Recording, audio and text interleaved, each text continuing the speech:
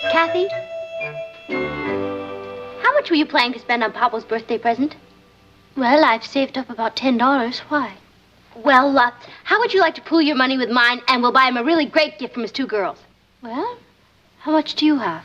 Well, I was planning to spend $10 too. All right. But all I saved up was $5.50. In that case, Patty, I think I'll just go ahead and buy Uncle Martin a present on my own. He's done so much for me. Kathy, don't you think that's being a little selfish? Selfish? What difference does it make how much each of us puts in? If we can get a really great gift for Poppo, isn't that what counts? If I had $100 and you only had a quarter, I'd go in with you. Hey, Patty, I'll go in with you. Yeah? How much do you have? $1.25.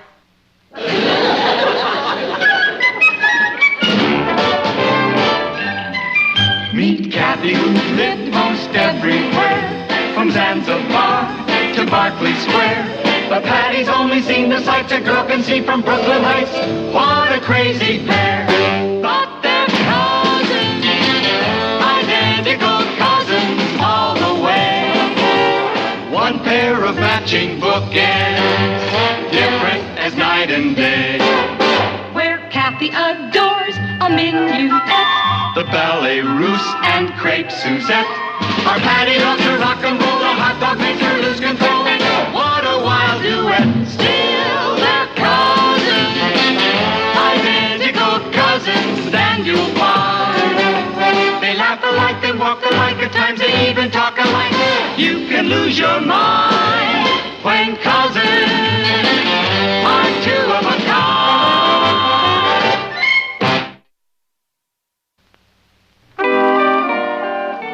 Hey, some of the things in this catalog are ideal for Poppo. What's so ideal about them?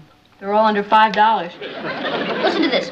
A fluffy little dog that is really a transistor radio. You turn his nose to the right for volume control.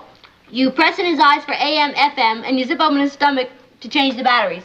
What do you think? I think the ASPCA should be notified at once. Well, it's not easy to find something he doesn't have. I know, dear. Maybe it's time to open the hinting season. You mean feel him out to see what he wants? Good idea. Where is he, in the den? But he's working. It might not be a very good time to disturb him. That's okay. When I'm working, I love to be disturbed. Try to be subtle. Mom? You are looking at a walking web of cunning.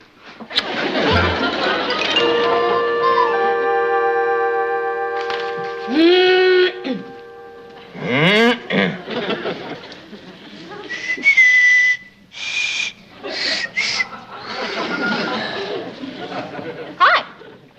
Hi. You working? Not anymore. Poppo, do you know Doris Hartley's Uncle Frank? I don't even know Doris Hartley. Oh, well, it's not important. See, her uncle is having a birthday, and he's one of those men who has everything. So I told her I'd come up with a few suggestions, and I thought I'd get a man's point of view. Okay. What would you think of getting him something for his car? Well, it depends. What? A horn. Well, that could come in very handy. No, this is a special horn. It goes like a bull moose. It's a novelty item for the man who has everything.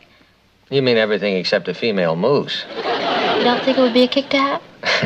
Well, not in this state, honey. It's against the law. Oh. Okay. How would you like a canasta shuffler? How would I like it? I mean, how would you like it for Doris Hartley's uncle? Well, sounds fine. If he plays canasta. Oh. I think he plays poker. As a matter of fact, I'm sure he does. Okay, here's an idea that's really boss. A foot vibrator. Does her uncle walk a lot? No. Come to think of it, he sits a lot. Well, in that case, you got the wrong kind of vibrator. Gee, I'm sorry, honey. That's Jim Fraser. Afraid I'm going to be busy for a little while. We have to run over the Sunday feature lineup for the next few weeks. Well, I'm sorry I wasn't much help. Oh, sure you are, Poppo. Now I know 3 things not to get. To tell Doris not to get. See you later.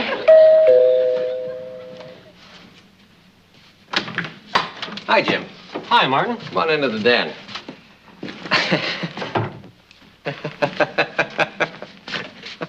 What's so funny? Oh, Patty. She's knocking herself out trying to figure out what I'd like for my birthday present. Oh, it's the daddy bird's birthday. Yeah, in a couple of weeks. Oh, Patty's really come up with some wild ideas. Like an automobile horn that sounds like a bull moose. Huh? Now, who'd want that? Someone who's looking for a female moose. Yeah, all right. Here's the tentative schedule you asked me to rough out. I hate to see the kids spending their hard-earned money on me. I don't mind about my wife. That's my hard-earned money. Besides, you always get a lot of things you just don't use. Not if you're clever about it. What do you mean? Well, I always make a list, see? Then I leave it laying around somewhere where they'll run into it. Uh-huh. Last year, it took them about 10 minutes to get the idea. Where'd you leave the list? I pasted it to the bathroom mirror. Very clever. Yeah? Well, all I know is I didn't get stuck with a bull moose horn. Shall we get to work? Right. Hey, I think I got it figured out. The schedule? No. How to throw a hint to Patty without being too obvious. Now, let's see. Something nice and cheap. And then I'll just tear it out of the magazine and leave it around where she can find it, see? Now you're getting the idea. Yeah. Hey, how about this? Why would I want a personal oxygen tank? Well, it says right there it's great for hangovers. Yeah, well, I don't really think I need it, Jim. Besides, it's kind of expensive. Yeah, but if you only used it on the morning after New Year's Eve, it'd be worth it. Now, here's something. Swiss pocket knife. 8 different blades, including knife, fork, spoon, and leather punch. $3.95. Think it's worth it? At 50 cents a blade, it's perfect.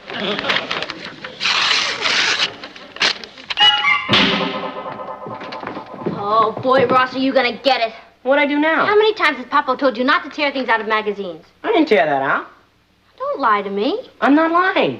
Wait a minute. This is a matter of life and death. Yeah? Why? Because I found this on Poppo's desk, and if you didn't tear it out, that means he did. And if I can get him something for less than $5, I'm home free. Let me see. Swiss pocket knife. 8 different blades, including knife, fork, spoon, and leather punch. What would Papa want with this? To eat with, what do you think? And I suppose the leather punch is so he can make extra holes in his belt when he's through eating. Very funny. I guess it does seem like a pretty flaky gift for a grown man. Hey, wait a minute. You're looking at the wrong side. Telescopic rifle. Yeah, that's what Dad clipped the ad out for. For the discriminating sportsman. Oh, boy, what a birthday gift that'd make. Yeah. Hand-carved stock of French walnut. Oh, groovy. Engraved trigger guard. Dreamy. $99. Oh, boy. And 50 cents. You really think that Swiss knife is so bad? $99.50? Oh, boy. Exactly what I said to Ross, right, Ross? Yeah. All we could come up with was $6.30. It's just plain stupid. I don't think wanting to get your father a gift like this is stupid. Oh, Kathy, I knew you'd see it that way. Kathy, $10. Yeah. $83.20 to go. Go! Thanks, Kath. It's a marvelous gift, but even if we did pool our I money... know what you're going to say. $99.50 is an outlandish amount of money to pay for Poppo's gift. No, it isn't, but Oh, then you agree it would be a great gift. Well, of course it Oh, would, Mom, but... I knew you'd see it our way. Now, just a minute. $99.50 is a lot of money. I know, but Ross and I have it all figured out. You want to tell her? I yield to the champ. Okay. We figured if you'd let us have an advance on our allowance for a few months, we could make it with no trouble at all. Oh, I'm afraid not, dear. I won't have you skipping lunches to make up for it. Mom, we don't mind starving for a thing like that, do we, Ross? That Swiss knife is getting to look better and better. Mom, answer me one question. How much money were you going to spend on Poppo's gift? Oh, I was going to get him some shirts for about $25. $58.20 to go. Mom, could you stretch the 25 a little? A little, yes, but what you're asking for could result in a severe strain. Please, Mom, I'm only asking you to think about it. Honey, I will think about it. Oh, Mom, that's great. I see the kitchen cabinet's in session. Hi, honey. Hi, dear. I'd like to make a motion for an early dinner. Jim is coming over around 8 to run over the feature lineup. Are you sure that's the way Soupy sales got started? Want me to help you hang up your hat and coat? Oh, boy. When that blabbermouth wants to help, watch out.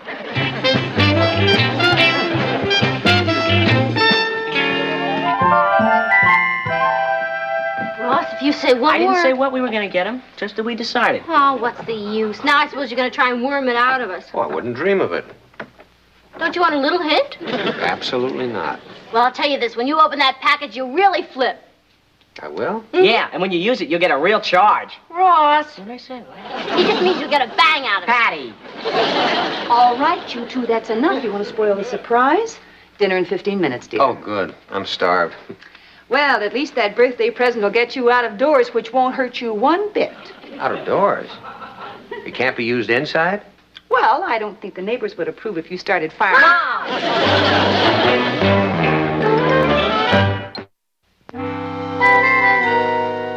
Neighbors wouldn't approve. I just don't understand. I thought I laid out that schedule pretty clearly. Oh, no, I mean about the birthday present. The neighbors wouldn't approve. Now, what does that mean? Are you sure they saw the ad for the Swiss knife? Yeah, I'm positive. I left it in here in the den. I found it out there in the living room. The neighbors wouldn't approve. Look, old buddy, do you know that this is the second night we've spent on this layout? Oh, I'm sorry, Jim. Where were we? Oh, we're trying to figure out what to do with an article on college football. Can't be used indoors. What? Nothing. I don't understand why the neighbors wouldn't approve of a telescopic rifle. Uh-oh. They looked at the wrong side. Hand-carved stock of French walnut. What a beauty. Well, at $99.50 it ought to be. What a family you got. You know, that's some sweet present. You must be kidding. I wouldn't dream of letting him spend that kind of money on me. Gotta put a stop to this right now. Mom, you promised we'd buy him the rifle. I said I'd think it over. You see, the trouble is, honey, I don't have enough in the household money, and if I take it out of the joint account, he might ask me about it. Tell him you bought a hat. Patty, we're trying to do something nice for your father, not demoralize him. What about my morale and Kathy's and even Ross? If we don't get him that rifle, we'll all be shattered. I know how I can do it. How? I bought a coat just last week. It still has the tags on it. I'll return it. Oh, Mom, I knew you'd come through. And you know when you'll get your reward? On Poppo's birthday, when you see that look on his face.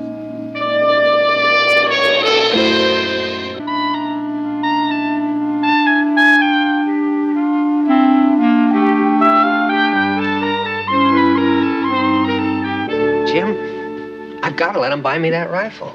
Well, I'm glad you changed your mind, because it's a beauty. No, that isn't it. It's just that they built up such a head of enthusiasm about it that, well, I can't put a damper on it. Do you know what Natalie is going to do? She is giving back a coat that she bought in order to finance my present. No kidding. Well, summer's coming on, so she really... Jim, I can't let her do it. Okay. Look, this piece on Mars is going to leave us a little short. So what we need is a nice 500-word filler. I've got it. The filler? No, how to solve the present problem. I'll just give the money to Nat and the kids. It's that simple. All right, now, let's see. Say, how about an editorial cartoon for filler? You can't do it. Well, don't you think the boss will care for it? I don't think Natalie and the kids would care for it. Natalie and the kids don't even read the feature section. I'm talking about handing them the money. It'd be insulting. Jim, I'm not going to just hand them the money. Give me credit for a little tact.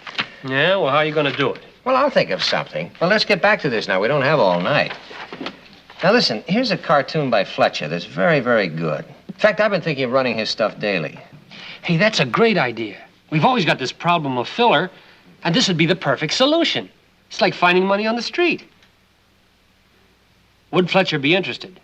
See, you just gave me an idea. About how to get Fletcher interested? Jim, can't you keep your mind on one thing for more than a minute? I'm talking about giving the money to Natalie and the kids without their knowing about it. Oh. Out of the mouths of babes. And newspaper men.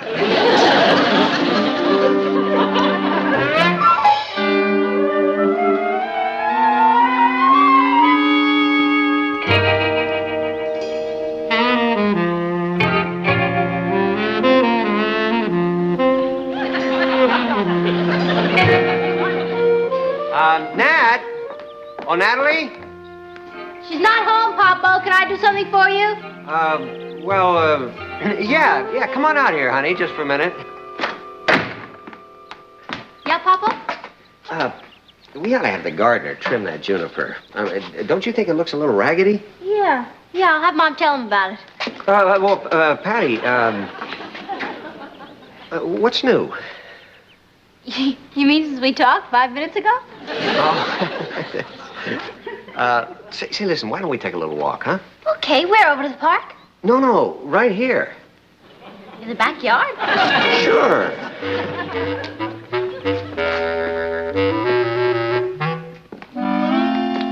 You know, it's very pleasant out here, isn't it? Yeah. Nice day. Yeah?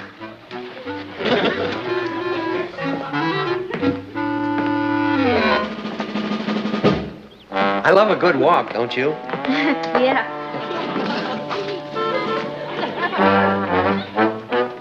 Poppo, can you keep a secret? Well, of course. We're breaking out of this place tonight. Say, have you smelled those flowers? Have you ever smelled them? Yeah, they're wonderful. Oh, but I mean recently. Well, come to think of it. Oh, no, not those, honey. I meant those, the little one down there. Oh, those? Mm-hmm. Yeah, they smell great. What's that? What? That. Oh, those dumb kids next door are always throwing their candy wrappers. Oh, no, wait. Honey, I don't think that's a candy wrapper. No, it's probably some kind of money. Oh, is that what it is? Two $50 bills. Pop, was it real? Oh, well, I'll tell you, this one is real. And so's this one. Hey, talk about pennies from heaven, Patty. You found a jackpot right here on Earth. Congratulations. You don't mean I can keep this? Well, why not? I mean, finders keepers, you know. Poppo, you're not serious. I'm not? This money has to be turned into the police. Well, no, wait a minute. Do you remember that editorial you wrote last month? Which one? The one about cheaters who keep lost things instead of turning them into the police. Oh, well, yeah, of course. You're but, absolutely right, and I'm going to take this to the police station myself right now. No, Patty, don't do that. I mean, I'll turn it in. No, Poppo, you're too busy. No, honey. I have to go over to the precinct anyway. I may write another editorial. About cheaters? No, about innocent victims. Yeah.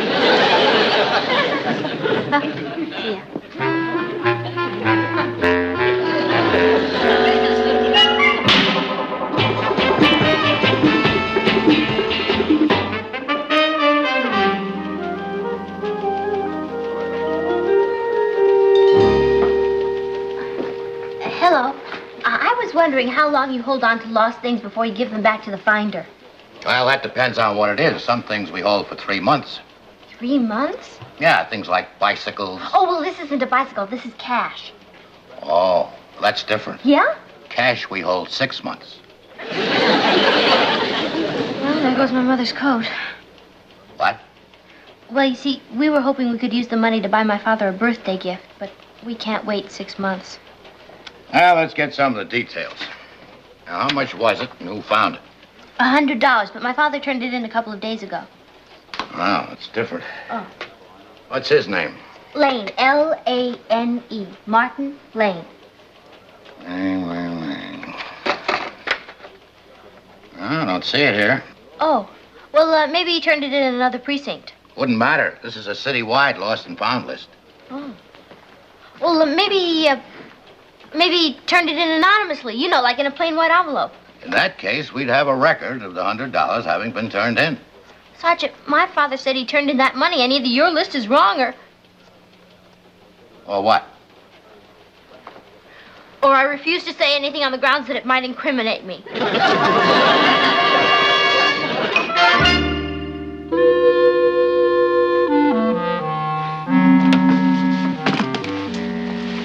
Oh, hi, hon.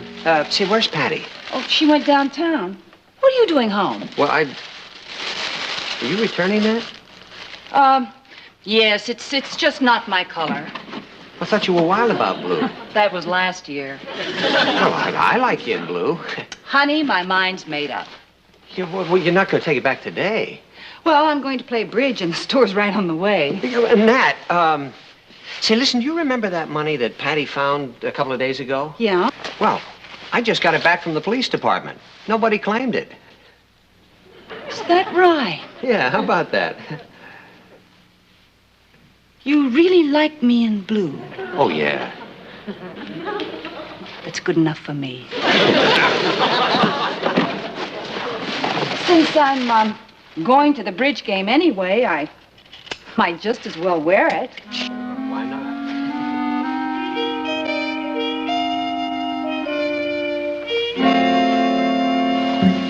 How does it look? For last season's color, not bad. What's that for? The police department.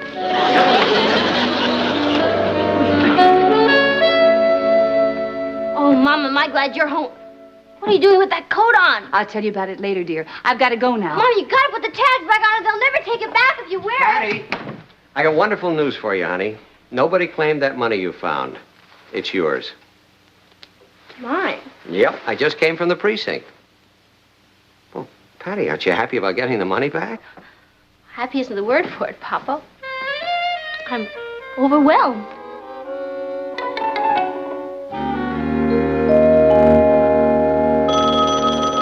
Hello? Oh, hi, Jim. No, not yet, but I think they're going to give it to me right now. Listen, thank you very much for giving me that gun case to go with it. That was very generous of you. Well, why don't you come over in about a half an hour and you can see it then? Right. Okay. Goodbye. Poppo, Yeah? before you go back inside, I have something for you. Here. Oh? I know why you did all this, Poppo. You do? Because you're so anxious for me to have all the things I want. But honestly, Poppo, those things don't mean as much to me as other things.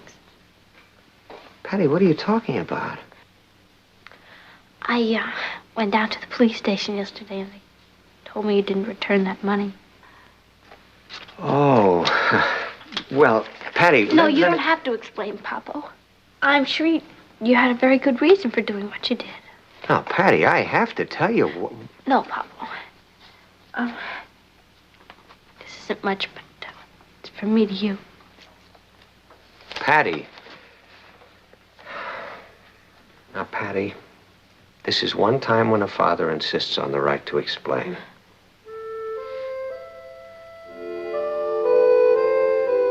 Poppo, I'm so embarrassed. I didn't know it was your money. I don't know what to say. There's no need to say anything, honey. You just gave me the best birthday present I could wish for. A knife? Well, that's not what I mean. You gave me the kind of a birthday present that every father longs for. You see, honey, parents knock themselves out trying to raise their kids in a way that they think is right. But nobody has a secret formula. You do the best you can. You try by example, by teaching, by love. And then you just hope. You hope that one day all of those talks about right and wrong will sink in. But if one day your daughter trusts you the way you trusted me, even though you thought I was doing wrong, you get the greatest gift of all. Thank you, Patty.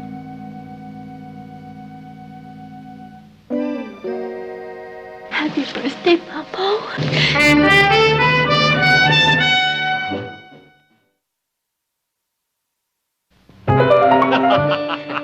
That's pretty funny. Well, what did Patty say when you explained that the money was really yours? Well, I'm not sure, but I think she was a little disappointed. Well, it must be a rude shock to discover that your father wouldn't steal for you. Hey, guess what she gave me? I'm afraid to. You mean? Yeah. Does it really have a knife, fork, spoon, and leather punch? Oh, no, that's the deluxe model. That is a knife, fork, spoon, and a pizza cutter.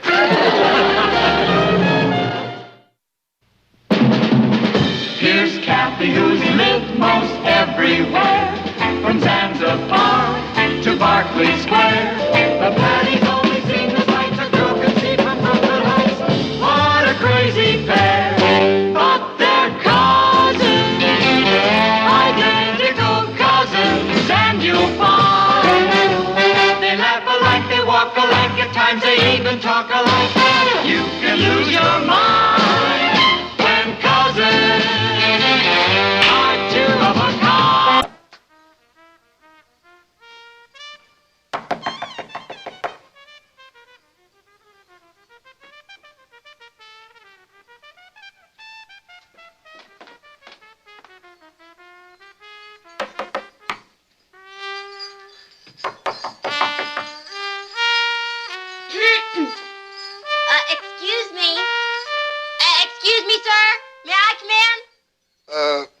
that depends. You come to bug me about the gas bill? No. The electric bill? No. Can't be the phone. They already turned that off. May I have just a few moments of your time? Oh, is that all? Come on in. Time-wise, I'm loaded. Well, thank you. My name is Hattie Layden. I'm conducting a survey of consumer preferences for the Regal Research Institute. You dig my gizmo? Yeah, very nice. A chick I know gave it to me. Mona Moon. That's her over there. Oh, she's lovely. Yeah, she sang up a storm, that Mona. Whew. Really? Well, about the survey. What survey? Consumer preferences. You see, one of my company's clients is a beverage company, and we want to know which of these bottles appeals to you most. Bottles? Yes. Which one do you like best? Well, that sort of depends upon what's in them. Oh, well, you see, right now they're empty, but which one do you dig the most? Well, I got to level with you, sis. Empty bottles just don't turn me on. Oh, please. Well, for every answer I get, they give me 50 cents. Crazy. Yeah. Well? Well, let me see here.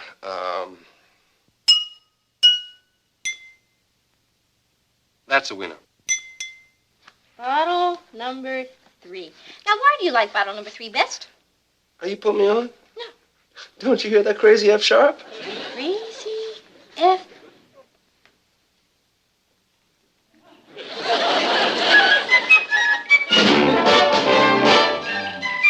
Meet Kathy, who lived most everywhere, from Zanzibar to Berkeley Square. But Patty's only seen the sights a girl can see from Brooklyn Heights. What a crazy pair! But they're cousins, identical cousins all the way. One pair of matching bookends, different as night and day. Where Kathy adores a minuet. The ballet russe and crepe Suzette. Our Patty loves to rock and roll. The hot dog makes her lose control. What a wild duet. Still they're cousins. Identical cousins, and you'll find. They laugh alike, they walk alike, at times they even talk alike. You can lose your mind when cousins are two of a kind.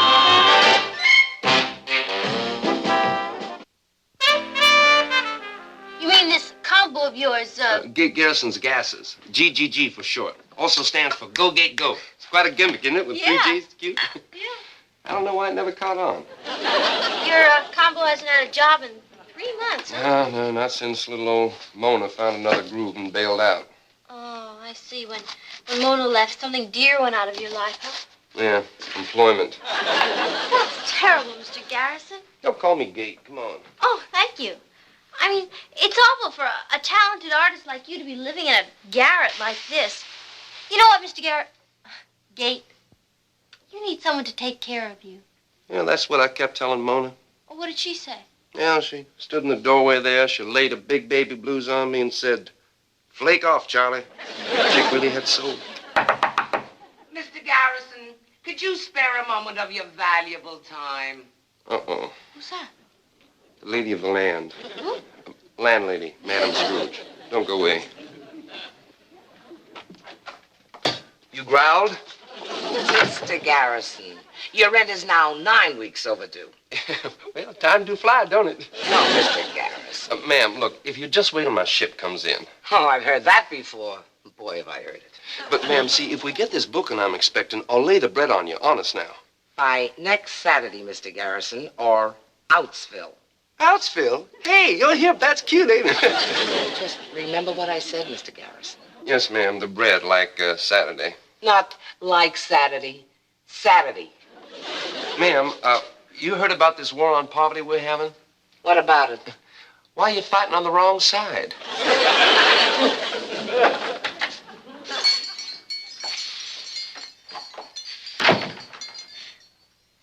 Everything all right? Oh, don't fuss your head, kitty cat. I just got to latch onto some bread. You don't have any bread? Man, I don't even remember what it looks like. That's terrible.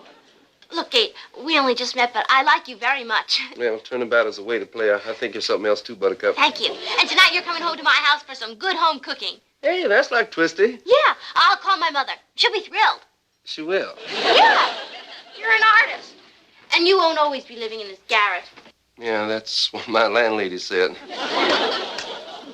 Gabe, someday you're gonna make it, and I mean big. You'll be famous and rich and the idol of millions. I hear you talking. And years from now, when they make a story about you in Hollywood, the life of Gate Garrison, I wonder who's going to play me.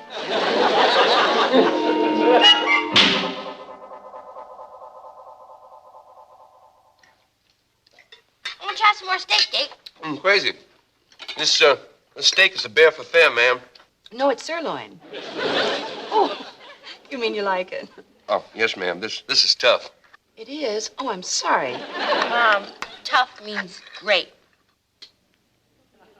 The argot of jazz is very interesting, isn't it? Oh, yeah. Oh, yeah. The, what of jazz? You know, the language. You musicians have a picturesque way of talking. We do. You know, I studied trumpet for a little while, Mr. Garrison. Oh, no kidding. Yeah, but I had to give it up. Oh, yeah, you had trouble with your lip, huh? No, with the ears. Ours. He's something else, man. He's wild. Where's your group playing these days, Mr. Garrison? Right now we're at the Shade Nowhere. That's a fascinating name for a club. Mom, what Mr. Garrison means is the combo isn't playing any place. Yeah, but everything will be groovy as soon as my ship comes in. Oh, I'm sure it will, Mr. Garrison. Martin, I had your pin reset. Oh, that looks very charming. It was an anniversary gift from my husband. Isn't it pretty? Yes, ma'am. That's a boss piece of candy. Candy? Is that musician slang for jewelry? No, that's pokey talk. Pokey? Jail. I picked it up from my roomie when I was in the stockade at Fort Bragg. Oh, Poppo was in the army, too. Yeah. Well, shall we let the ladies clear? Oh, no, Chief. Come on, let me help. Hey, are you all right? It's my back. It's doing that thing again. Oh, Mr. Garrison, does it hurt a lot? Well, it's only when I move, really. Well, Poppo, what should we do? Well, I don't know. Anyway, let's just try to make him comfortable. Could you sit down? No. Just let me be. It'll pass. Well, isn't there anything we can do? Well, if you got some wheels, maybe you could drive me home. Oh, of course. Poppo, we can't let him go home to that terrible place. Not now, not in his condition. Can he stay here? Here? Well, of course he can. We'll put you in the guest room, Mr. Garrison. I'm sure you'll feel much better tomorrow. I tell you, that back is really giving me some noise. Come on, Ross, let's get him up to the guest room. Easy. Gee, how long do these attacks usually go on? Oh, last time I couldn't move for like 2 weeks.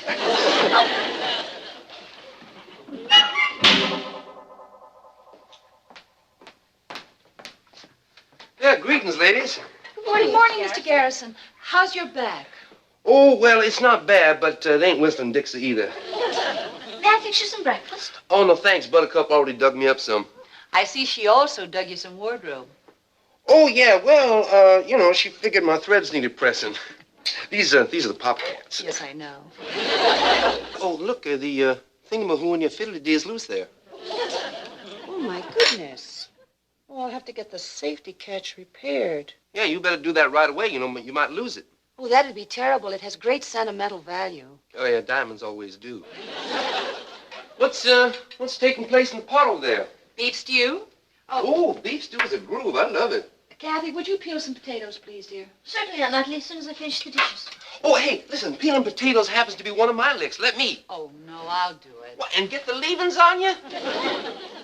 Are you sure you know how? Me, man? Woo! I'm a real kitchen cat, Daddy. Listen, I told you, remember I was in the stockade in the Army? Well, man, they laid KP on me night and day and night, evenings and twilight time, too, and some of the afternoons. And, man, I'll tell you something. When I was finally sprung out of there, you know that mess sergeant cat? He finally asked me back for a return engagement. Hey, look at that. Oh, never mind, Mr. Garrison. My husband loves potato balls. Well, let's- Kathy, let's get a broom and sweep up here. Oh, let me. Oh, no. Let Kathy. Oh. Hey, where are you? Oh, excuse me, ladies. I'm being paged. Hey, Buttercup. Hi. I brought your trumpet. Oh, bless you. Oh, have I missed you, baby. And I brought some other things for you, too. Oh, groovy. Listen, is it okay if I turn it around and wail into it once? Huh? Sure. Who'd object? Well, Buttercup, you never know when you're going to round the corner and bump into a square. Can I help you tune up? Yeah, give me an A, would you? Boss, how many times have I told you not to play that thing when I'm working? Gee, I'm sorry. I thought that, Greetings, Chief. Good morning, Garrison. Well, I brought us trumpets so we could practice. That's a strange-looking trumpet case. Well, I brought some clothes, too, so you'd be more comfortable. I see. Oh, yeah, but don't worry about it, Chief. I mean, as soon as my ship comes in, I cut out. This ship of yours, how do you know it isn't lost at sea? Boy, you're something else. You got a funny papa cat for Daddy Bird. Were you planning to do any practicing? No, I never practice. Oh, good. No, I just blow a few riffs once a day for about an hour or so. Garrison, listen, I've got to write an editorial now. Would you mind riffling a little later? Oh, no strain, Chief. Listen, I'll just join the silent service. I'll noodle on the mouthpiece if it's okay, sort of keep the lip in shape. Yeah, fine.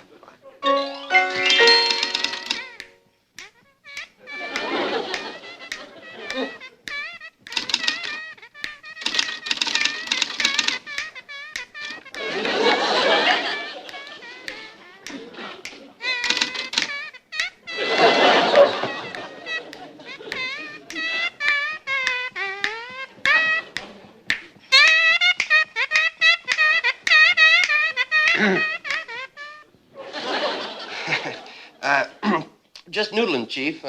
Does it bug you? Well, ordinarily it wouldn't, but I'm trying to concentrate. Take 10, Charlie. Papa, we asked to practice to keep up his lip. Why don't you have him blow up a few balloons? The Papa Cat is a funny cat. Man, he cracks me up. He's so healthy.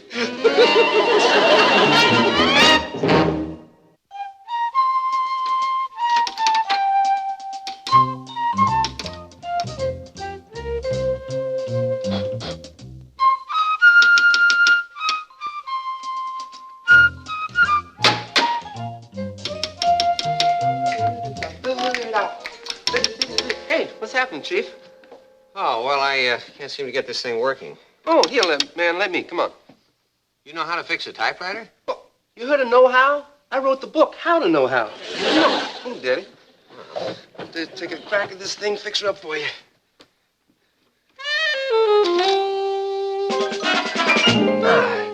Okay, all clear, Chief. Give it a shot. Wow. Thank you, Garrison. Okay.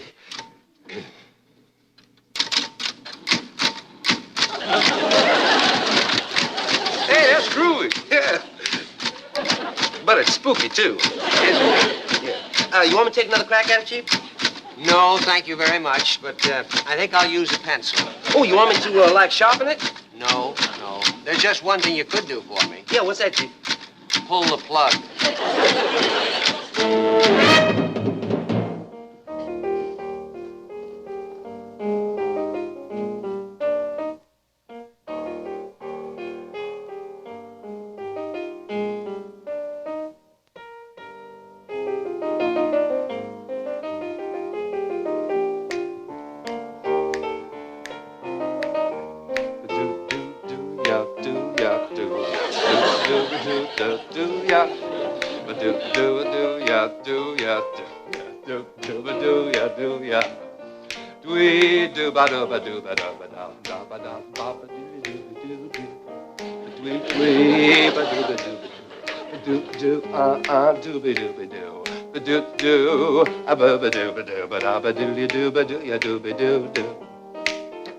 Hey, Cousin Cat, you know you blow a mean piano.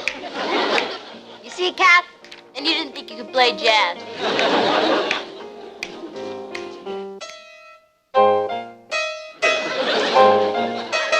You got one that don't want to mix, huh? Dear, we'll have to have the piano tuner again. Piano tuner when I'm here?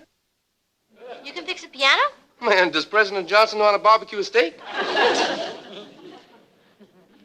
Really, Mr. Garrison, it'll be fine. Don't bother. Oh, no bother. Come on, this is my bag, Buttercup. Let me just dig right in here. Uh-huh.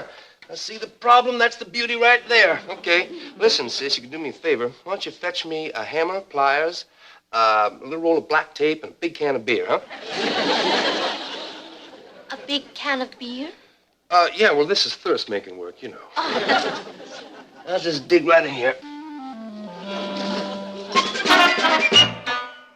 Ah, there we go. Okay, Cousin Cat, take it away. Whale, it's all yours.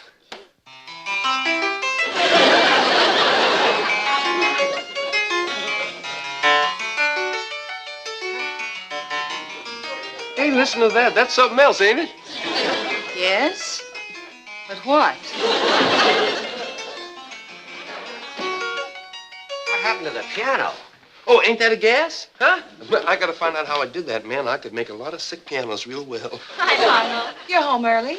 Oh, and with wonderful news. Garrison, your ship finally came in. It did? Yep. Starting tomorrow night, Garrison's Gassers are playing what I believe is known as a gig at the Hotel Dorton. Oh, Poppo, that's great. Wonderful. Congratulations, Yeah. Kate. Hey, man, that's too much. Where's the Hotel Dorton? Over there on the east side. It's one of those places where the older society crowd comes to dance. You know, foxtrots, waltzes. Foxtrots and waltzes, huh? Show tunes. Man, I'm sorry. I'm gonna have to lose that scene before I make it. What do you mean, lose it? I'm sorry. You'll have to cancel the booking. Why? Well, Buttercup, Gate Garrison's Gases don't dig that Mickey Mouse jazz. You know, we're like cool. Kate, it's a job. Buttercup, I'd rather sit in with that cat with the champagne than the bubbles. Look, you're all heart, Chief, and it ain't your fault because you don't understand Gate Garrison's boys, but when we come on, we like go. Look, thanks anyway, Chief. They like go, huh? Well, that's just what Garrison's going to do right now. Poppo, you have to respect his integrity. Patty, I was on the phone all day landing that job for him. I had to make him sound like a combination of Benny Goodman, Peter Duchin, and Leonard Bernstein. Well, he's an artist. He has to follow his star. And he can, right out the front door.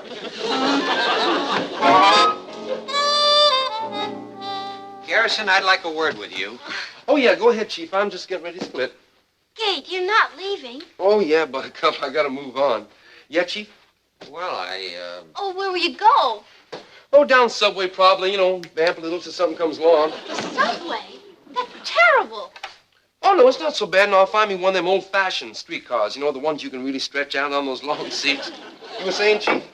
No, never mind. It doesn't really matter now. Kate, you can't sleep in the subway, not with your bad back. Are you kidding?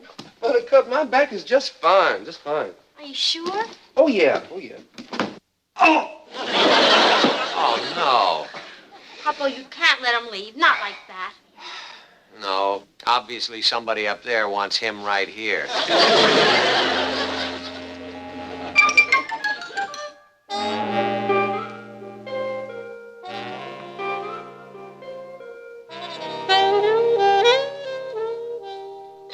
Dinner will be ready in a minute, folks.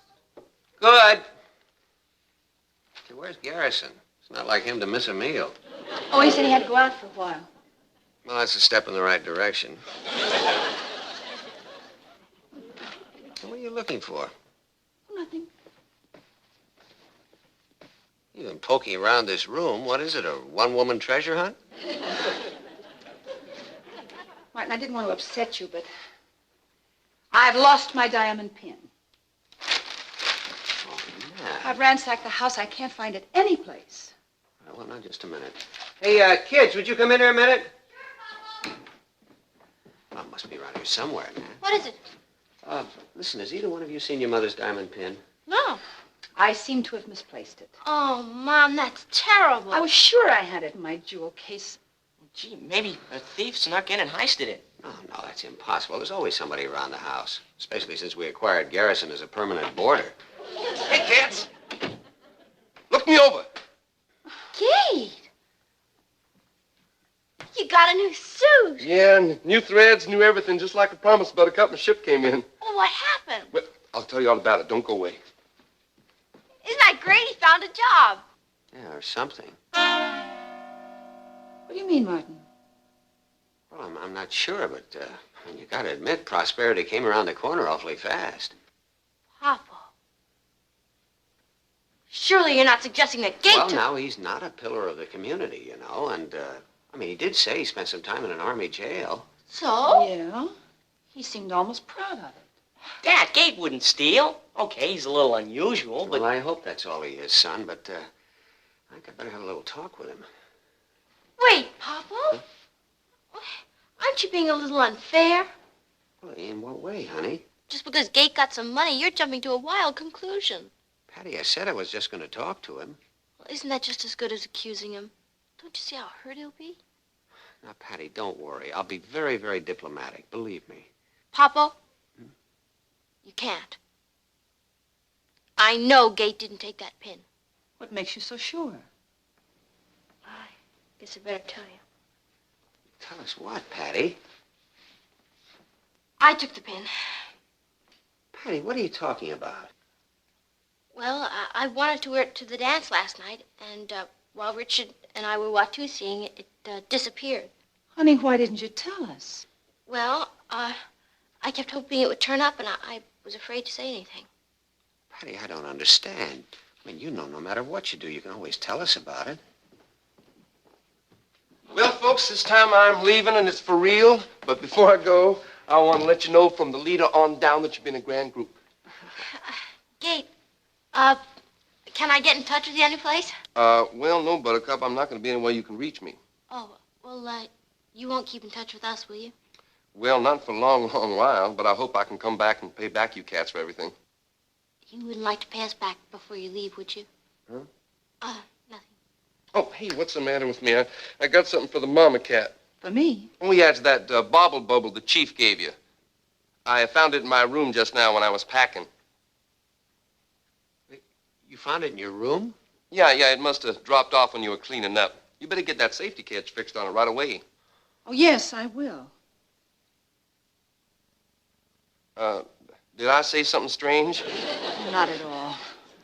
And we're very grateful to you. Especially me.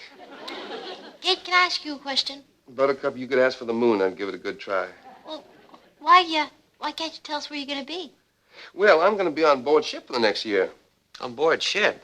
Oh, yeah, me and the combo got booked for a year's cruise in the SS Vagabond. You know, one of them cruise jobs? You mean all this time you've been talking about a real ship? Oh, yeah, me and the skipper are old buddies, and he booked me and the combo there for a whole year's cruise. It's gas. Oh, that's out of this world. No, just around it. Yeah, I'm going to miss you, civilian, especially you, Buttercup. Thanks, Gate. I'll get you a taxi, and Ross, get his bag. Oh, no, let me. No!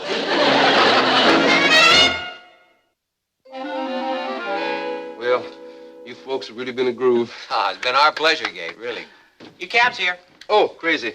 Well, take care, cats. Bye. Gate, just before you go, I wonder if I could ask you a rather impertinent question. Well, sure, why not, Chief? Well, now, you remember you told us that you spent some time in an Army stockade. What were you in for, if you don't mind answering? Well, no, it was really a gas, man.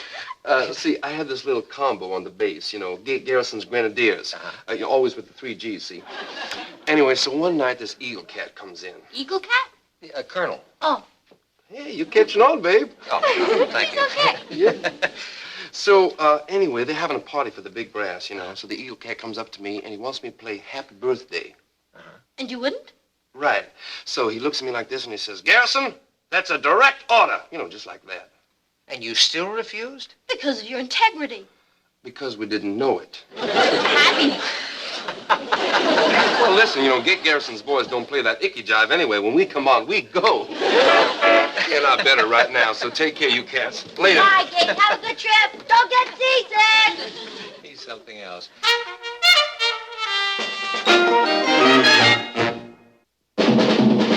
Here's Kathy, who's lived most everywhere, from Zanzibar to Berkeley Square. The Patties only seen the sights a girl can see from Brooklyn Heights. What a crazy pair! But they're cousins, identical cousins, and you'll find they laugh alike, they walk alike, at times they even talk alike. You can lose your mind when cousins are two of a kind. What about the governor? Good idea. Patty, do you realize what you're doing? You don't think they'll come, huh? Well, you're wrong. When you've got the greatest speaker in the whole wide world, everyone will come to hear him. Hi, I'm home. That's Poppo. Wait till I tell him the news.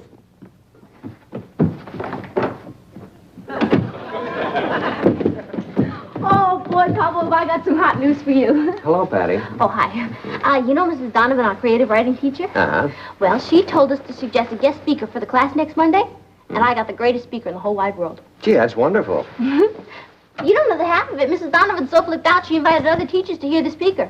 Well, it sounds very exciting. Who is this great speaker? You?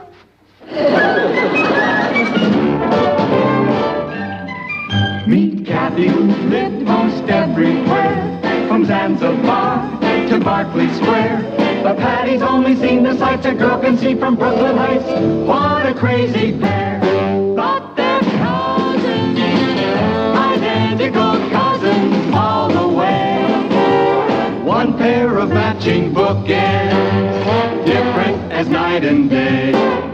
Where Kathy adores a minuet.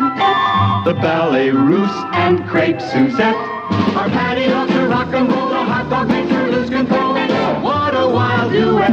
Still they're cousins, identical cousins, and you'll find they laugh alike, they walk alike, at times they even talk alike. You can lose your mind when cousins are two of a kind.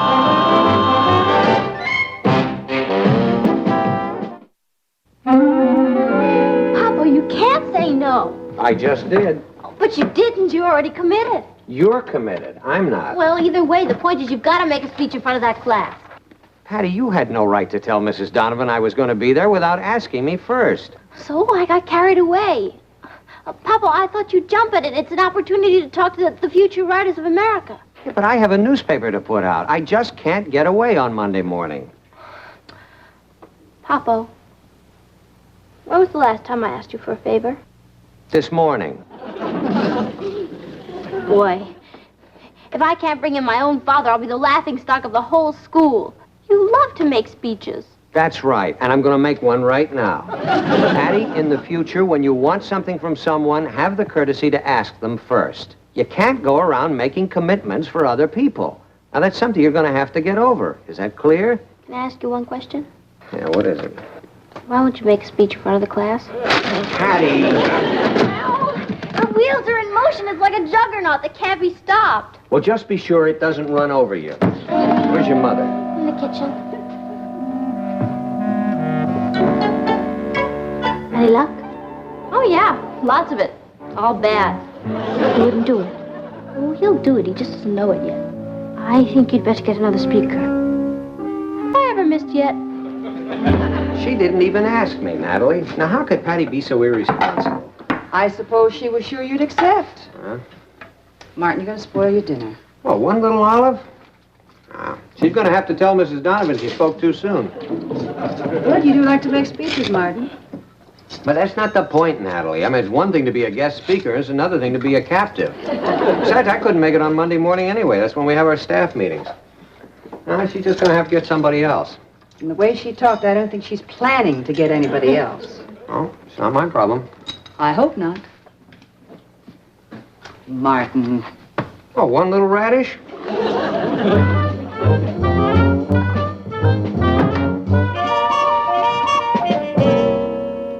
Hi, Kath. Hello, Richard. Hiya, Patty. Hi, Rich. Well, did you talk to him? Is he going to do it? Yeah. No. Well, what does that mean? Is he going to speak or isn't he? Of course he is, Richard. But he doesn't know it yet. Oh, you've done it again. I told you you should have asked him first. Will you stop worrying? I told you he'll be there. You seem awful positive. Of course I'm positive. In fact, I'll bet you dinner in the theater that my father will make that speech Monday morning. Is it a bet? Would you mind if I got a drink of water before I made my decision? No. Thanks. Oh. Hi. Hello, Richard. Oh, Richard. Mr. Lane, are you going to speak at Patty's class on Monday? No, Richard, I'm not. Are you sure? I'm positive. Thanks a lot. Bye.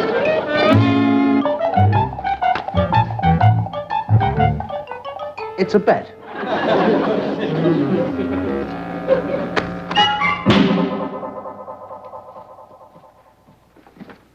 Busy, darling? Oh, no. I was just finishing up an editorial. Sit down. I, just had a long talk with Patty while she helped me with the dishes. Patty who? This thing on Monday is really very important to her. Oh, it's more important than you know, Nat. Do you realize what week this is? No, National Character Building Week. I never heard of it. I just made it up. Listen, Nat. Patty has to learn sooner or later that she cannot use people. Now, I'd probably be willing to speak at her school, but I'm not going to let her force me into a position where I have to speak there. You won't change your mind? Well, I sure won't. All right, I'll just have to tell her that I did the best I could. Do you mean that she sent you in here to talk to me? Oh, Martin, she seems so desperate and, I don't know, helpless. Patty's about as helpless as a Sherman tank. She said it was like a juggernaut that couldn't be stopped. Well, I'm sure it's not that serious, Nat. She probably doesn't even know what a juggernaut is. Come to think of it, I'm not sure I do. No, it was from Hindu mythology. It was a monstrous wagon with a religious idol on the top of it. And they used to roll it down the street, and fanatics would throw themselves under the wheels. They get carried away by their emotions, you know. Patty knows what a juggernaut is.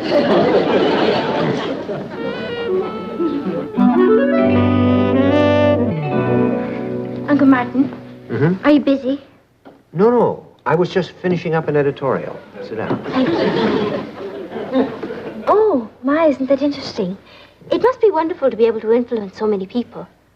Well, I'm not sure I'm influencing anybody. I just express my opinion. You know, the greatest place to mold opinions is in the school, where the minds are at a formative stage. No. No what? No, I'm not going to speak at Brooklyn Heights High on Monday morning. Now, Kathy, you got a lot of common sense. How could you let Patty use you that way? Use me? Well, sure. She sent you in here to plead her cause. Well, she didn't exactly send me. Well, she doesn't exactly send me either. Look, you tell her that you took the message to Garcia and he said no. Martin, are you certain you won't change your mind? Yeah, I'm positive. Then I'm worried. Why? Because Patty's not going to change her mind either. You busy, Dad? No, I was just finishing up an editorial. Sit down. Over here.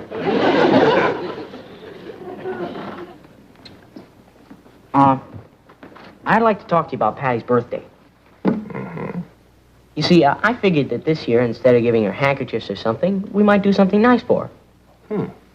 I think that it would make Patty very happy if you went to speak at her school. When did you develop this sudden interest in Patty's welfare? Well, what's so sudden about it? I've always been interested in Patty's welfare. It's just that I've been too busy up to now to do anything about it. Oh. Yes, sir. In my book, Patty's okay. So won't you please do it? It'd mean a lot to her. And to me. What does it mean to you? $1 if you say maybe, 2 if you say yes. So what you're suggesting is that instead of the usual birthday present, we should give Patty something different. Me. Right. Well, that makes sense. Yeah? Sure. I think if I speak at her school, it'd be a wonderful birthday present. Then you'll do it? I'll be glad to. On her birthday. Next December. Well, you can't win them all. Yeah, I know that, Ross. And you know it. The question is, does Patty know it?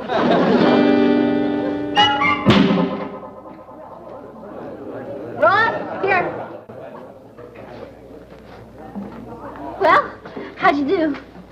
He said he'd speak at your school for your birthday. Oh, Ross, isn't he the greatest? That little kid went right in there and talked him right into it. What else did he say? Would you buy me a soda before I tell you? You said he'd do it. Yeah, but you'll have to wait till December. Well, fellas, what'll it be? I'll have a chocolate sundae. And I'll have another peanut butter and jelly sandwich with a chocolate soda. And don't forget the onions. A chocolate soda with onions? Don't be silly. They're for the peanut butter and jelly. Excuse me a minute. Well, Patty? If you say I told you so. I wasn't going to say that, but now that you mention it, I told you so. Oh, boy, there's Mrs. Donovan. Hello, Kathy. Hello, Mrs. Donovan. Hello, Mrs. Oh, Donovan. don't get up. Don't get up. This is my cousin Ross. Ross, this is Mrs. Donovan, Patty's creative writing teacher. Oh, that, Mrs. Donovan. Did you lose something, Patty? No. Hi there, Mrs. Donovan. I can't tell you how I'm looking forward to hearing your father on Monday. We're all looking forward to it, aren't we, Patty? You must be pretty excited about it. Oh, yes. Her father is, too. Yeah, as a matter of fact, he hasn't been this excited about anything in years. Well, you tell your father how much we're looking forward to hearing him speak. I will. You know, I sure hope he doesn't get called away to the Far East this weekend. Well, is there a possibility of that? Oh, well, you never know with the newspaper editor. They have to go where the news is. And the situation's pretty flaky down there, you know. Well, if he's in the Far East, we'll understand. But if he's here, we'll expect him at school on Monday.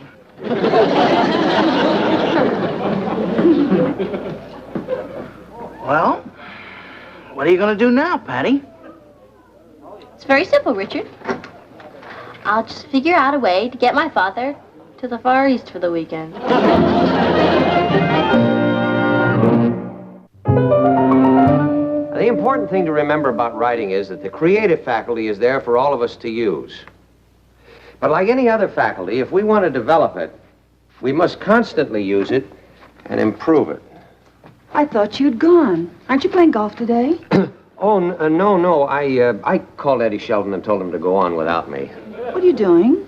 Oh, well, I'm just rehearsing a little speech. What kind of a little speech? Well, it's a little speech for Patty's creative writing class on Monday. Oh, darling. I can't thank you enough Well, what for? for getting Patty off my neck.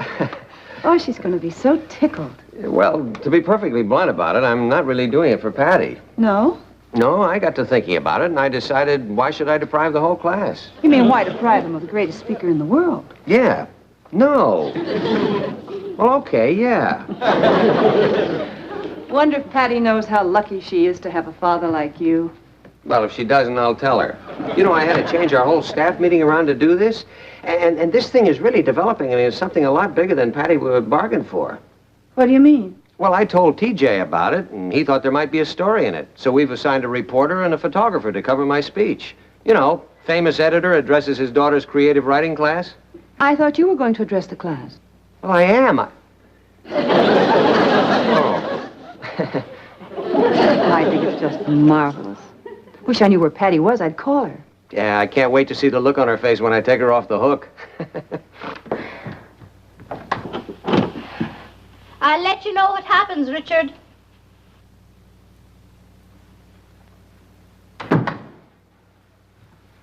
Patty, are you sure you know what you're doing? Of course I do. It's one of my finer moments. When I tell Poppo that I've invited a rival editor to come and talk to my class, he'll beg me to let him come. But you haven't invited anyone else. That doesn't make any difference. You just don't know anything about psychology. Watch me fix it. Poppo! I'll let you break the news to her. Oh, hi, Mom. Can I talk to you a minute? Is it about that speech on Monday? Yeah, how'd you guess? Well, because I'd like to talk to you about that speech, too. Papa, before you start, I want you to know that I've been thinking it over and I realized I was wrong. Well, so long as you realize what you did. So I asked someone else to make a speech for me. You what? What do you mean you invited someone else? Just what I said. You know Mr. Connolly of the Evening Express? He said he'd be delighted to do it. Isn't that the end? The living end. You mean it doesn't grab you? Do you mean that you asked the editor of that scandal sheet to address your class? Oh, it's not such a bad paper, Poppo, and I understand Mr. Connolly's a great speaker. Patty, how could you do this? I thought I was the greatest speaker in the whole wide world. You are, Poppo. But Mr. Connolly's going to be there. See ya. See that little girl who just walked out of here? Do you know what she's done to me? She has made me the laughingstock of the whole newspaper business. Oh, Martin, now, it's not that bad. It isn't. Do you know what I have to do now? I have to get on the phone and tell TJ that my daughter has rejected me in favor of the editor of the Evening Express. Nat, how could she do that to me? Martin, why don't you explain it to her? Explain it? Oh, you mean beg her to let me speak there? Well, I wouldn't speak there now if my whole life depended on it. She did invite you first, you know. I mean, there's really no reason to be upset. Who's upset? And I'll tell you another thing. That Connolly has been spoiling for a fight for a long time. He probably put Patty up to this, turning my own daughter against me. Okay, if it's war he wants, that's what he's going to get. War. What are you going to shoot? I'm going to rewrite Monday's editorial. You know, the Evening Express has been opposed to bond issues for schools for a long time. Well, I'm going to ask them on the front page of the Chronicle how they have the nerve to send their editor down there to speak to a group of high school students. Wait a minute, I have a better idea. I'm going to send a reporter down to cover his speech. And then I'm going to print that speech right on the front page opposite the editorial he wrote attacking the bond issue. I'll nail him to the mast. Darling, calm down. I am calm, Natalie. I'm calm. Does this work? Like a charm. Oh, Kathy, man, it's so easy to handle when you've got the key. Are you sure you didn't force the lock? Of course I'm sure. In 3 minutes, there will be a knock on that door, and Papa will come in, and he'll say, Patty, I've been thinking it over, and, well, you were right. I should have accepted your invitation to speak for the class, and, well, if it's not too late, maybe you could call Connolly and tell him you've made other arrangements. I'm more powerful than I thought. Come in. Patty, Yes, Papa? I have been thinking about your invitation to Connolly. Yeah? Yeah, and I would like to tell you something. Go ahead. I think it's the best thing you could have done. You do? Yeah, and in fact, you can tell him from me that the Chronicle is going to send a reporter down there to cover his speech, and I would like to hear what he has to say about that. Papa, look, maybe I made a mistake. Maybe you'd reconsider about speaking at the school. Why can't we sit down and talk it over, Oh, we can sit down, but there's nothing to talk about. Everything I have to say from now on, I will say on the front page of the Chronicle. The Chronicle? Yeah, I have just declared war on the Evening Express. Well, what you going to do now, Patty? What's left? I just started World War III.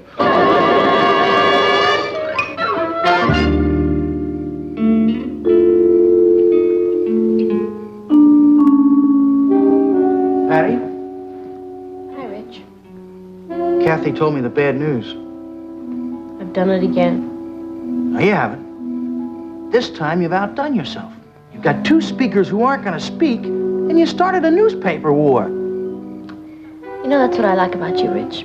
Whenever things look blackest, you're always there with a word of doom. I just want you to face facts.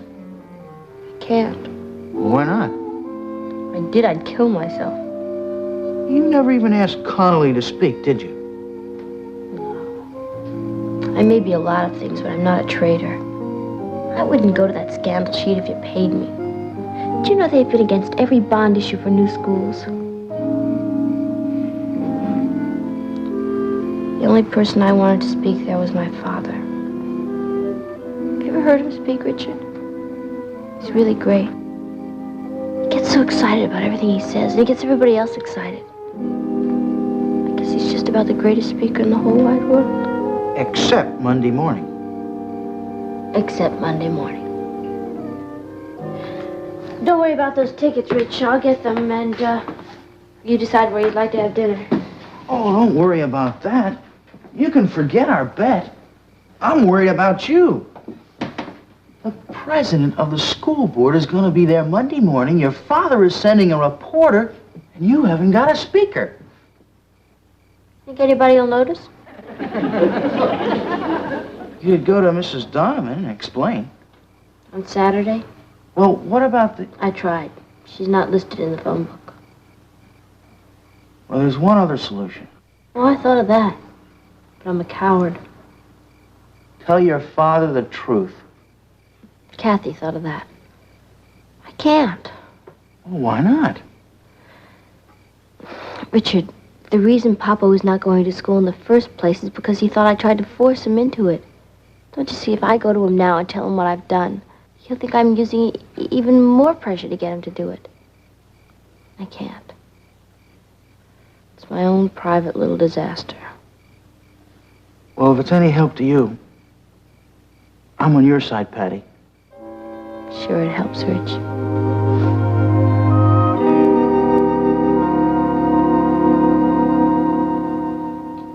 Isn't Patty coming down to breakfast? I don't think she's feeling very well, Uncle Martin. Well, isn't she going to school today? I don't know. This is D-Day, isn't it? Yes, I guess you could call it that. You going to be there? No, but we're sending a photographer and a reporter to cover it. Uncle Martin, do you really think that's wise? Yeah, I think so, Kath. Morning, everybody. Good morning, darling. Well, bye, everybody. Aren't you having any breakfast?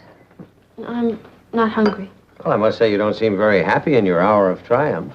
I mean, it isn't every day that you can convince the managing editor of a newspaper to address your high school class. It isn't any day. I guess all the excitement's just gone to my stomach. Poppo, I just want you to know that whatever happens, I love you. Bye. Well, I wonder what's gotten into her. Guilt feelings, probably. Well, I better get on downtown. Uncle Martin, may I speak with you a moment, please? Oh, sure, Kath.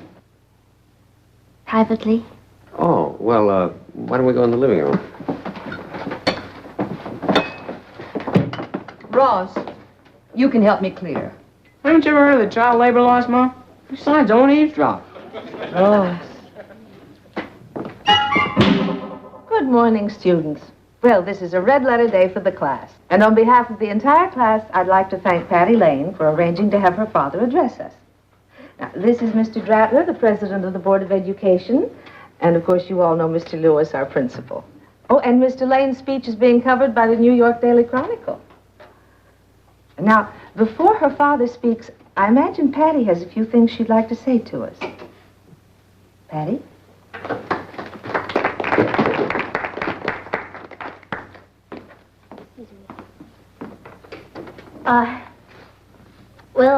As you know, my father is the managing editor of a newspaper, and managing editors are very busy people. They are always busy managing their paper, and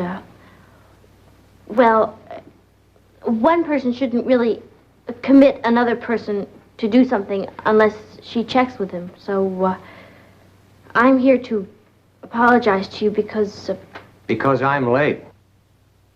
I'm sorry about that, but as my daughter said, a newspaper editor is pretty busy editing his newspaper. Poppo. That's all right, honey. You just sit down and relax and listen to the greatest speaker in the whole wide world. Thank you. Thank you very much. Sing with you.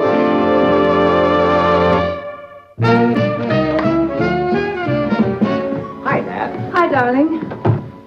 Well, tell me, how did it go? I was a smash. I'm sure you were. Patty home? No, she stopped off at Richard's, but she should be home any minute. Yeah. You know, I may have let myself in for more than I'd bargained for. What do you mean? Well, Mrs. Donovan said that next month they're going to have a citywide meeting of all the creative writing classes, and they're looking for a guest speaker. Oh, no. Oh, well, that's okay. I'm kind of looking forward to it. Hi, Mom. Hi, Poppo. Hi, honey. Well, I guess you heard. Yes? Oh, boy, was I a sensation. You were? Oh, yeah. Mrs. Donovan went on and on to the class about how you have to use your imagination when you're picking a guest speaker. All the kids were even telling me how thrilled they were. Yeah. Incidentally, how was your father? Oh, Papa was fine. You know, even Mr. Lewis congratulated me. Well, I'm glad we both had such a triumph. You know that Mrs. Donovan said I could pick all the guest speakers from now on? Gee, that's wonderful. She was mentioning something about a conference of creative writers next month. Yeah, you know who I'm going to get for that? Well, I have an idea. The greatest speaker in the whole wide world. Vice President Hubert Humphrey.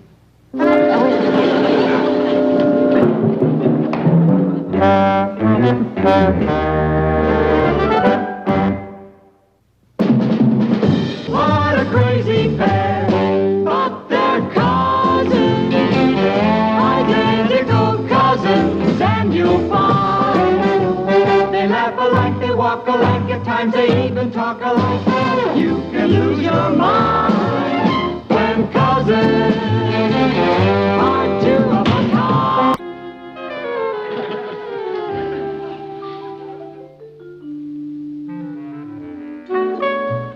Patty? What are you doing? I'm dusting. What does it look like I'm doing? Oh. May I make a suggestion? Sure. Don't ever take it up as a profession.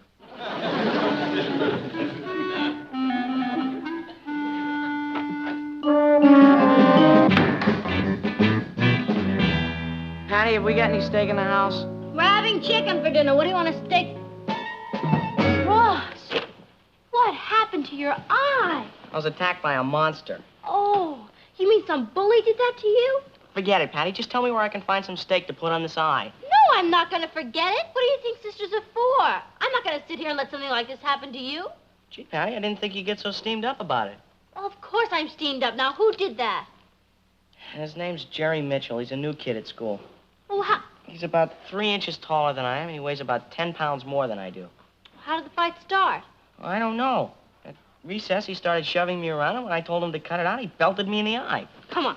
Where are we going? To school to get his address, and then we're going over to his house, and I'm going to turn him over my knee and give him a spanking he'll remember for the rest of his life. Are you really? I told you, no one lays a hand on my kid brother.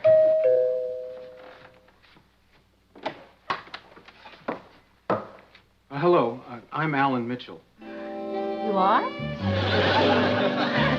I'm Patty Lane. Well, it seems that my little brother Jerry got in a fight with your brother today, and I came by to apologize. We just moved into the neighborhood, and I'm afraid that's a bad way to get started. Oh, boy. Well, if it's any consolation to you, my brother has a black eye, too.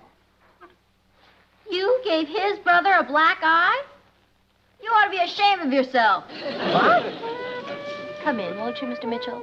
Alan. Alan.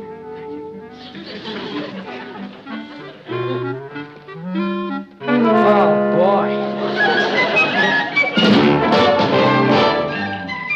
Meet Kathy, who lived most everywhere, from Zanzibar to Berkeley Square. But Patty's only seen the sights a girl can see from Brooklyn Heights. What a crazy pair. Thought they're cousins, identical cousins all the way. One pair of matching bookends, different as night and day. Where Kathy adores a minuet, The ballet russe and crepe Suzette. Our Patty loves to rock and roll, the hot dog makes her lose control. What a wild duet, still they're cousins, identical cousins, and you'll find they laugh alike, they walk alike, at times they even talk alike. You can lose your mind when cousins are two of a kind.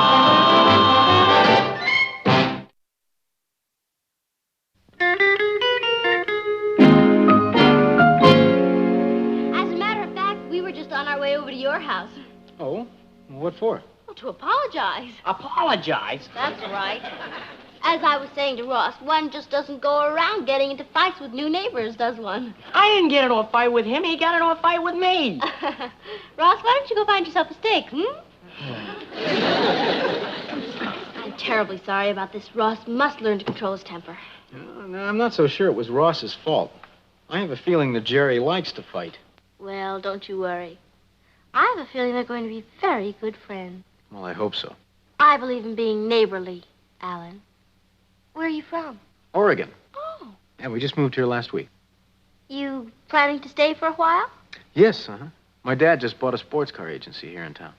A sports car agency? I love sports cars. Do you? Well, so do I. I have 3 of them. You have 3 sports cars? Yeah, I race them. I'll bet you win a lot. I have a few trophies. Yeah. Hey, maybe you'd like to go for a ride sometime. I'd love to. All right, I'll give you a call. Okay. I've really got to go now and get dressed for a date. Yeah, I'd better be getting dressed, too. Dinner in the theater, you know. Gets to be such a bore doing the same thing every night. Well, I'll tell you, I'll have Jerry apologize to Ross. Oh, don't you do any such thing. I'll have Ross apologize to Jerry. I mean, after all, your brother's new in the neighborhood. And we wouldn't want anyone in your family to get the wrong impression of anyone in our family. Yeah, well, I'll see you. Bye-bye. Bye. See ya.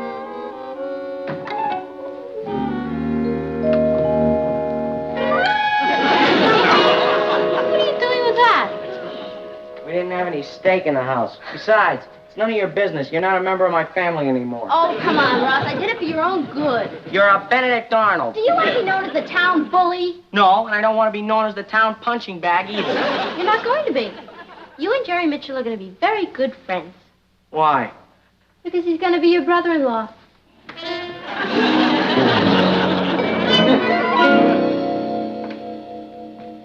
Oh, Kathy, would you pour some milk, please? So where's Ross? I haven't seen him since I got home. He's up in his room, dear. Well, isn't he coming down for dinner? Patty, will you go see what your brother's doing? He's not my brother anymore. Hattie, have you and Ross been fighting again? He's been fighting, but not with me. Oh, I'll get the salad. Hi, Dad. Oh, hi, son. Ross, how'd you get that black eye? By being a bully. You were in a fight? Yes, sir. Well, now, Ross, you know how I feel about things like that. Oh, I couldn't help it, Dad. Dad, do you think it's neighborly to go around beating up new kids in the neighborhood? I don't think it's neighborly to go around beating up anybody. Well, I was minding my own business in the schoolyard, and this new kid named Jerry Mitchell came up to me and started shoving me around. And when I asked him to quit it, he hauled off and belted me in the eye. Oh. Well, Ross, when somebody behaves that way, there must be a reason for it. Maybe he has a personality problem or something of that kind. But violence is no solution to a problem. Now, you're an intelligent boy. The next time he pushes you around, I want you to use that intelligence. Talk to him. Reason with him. Well, what if I do all those things and he still won't listen? Then you can belt him in the eye. Okay, Jerry.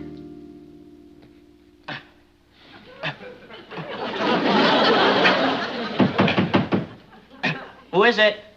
It's Patty. Hi there. Look what I brought you, my transistor radio. You've always wanted it. It's yours. What's the catch? Who said anything about a catch? If a sister can't be nice to her own brother, who can she be nice to? Jerry Mitchell's brother. Well, it can't hurt you to be nice to Jerry. Now, I want you to invite him to dinner tomorrow night. Okay, but he won't come. Why not? Because tomorrow morning I'm going to punch him in the nose. You better not. I thought you were on my side. I'm on the side of peaceful coexistence. Now, tomorrow morning I want you to go up to Jerry and shake his hand and tell him you're very sorry. Go up to him, shake his hand, and tell him I'm very sorry. That's right. Then I'll punch him in the nose. Ross, this is your last warning. I don't want to hear of you fighting with Jerry. Well, I'll try and keep it quiet. Try to befriend somebody. Sisters.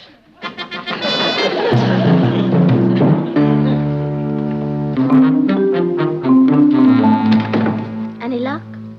He thinks he's Cassius Clay. I don't know what's gotten into him, Kathy. All I know is I'm not going to let him ruin things between Alan and me.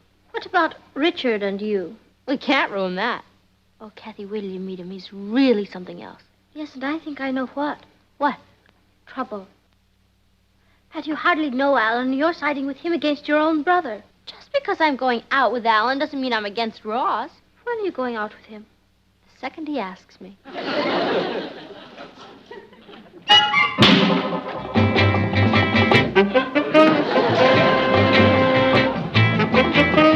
Hi, Kath.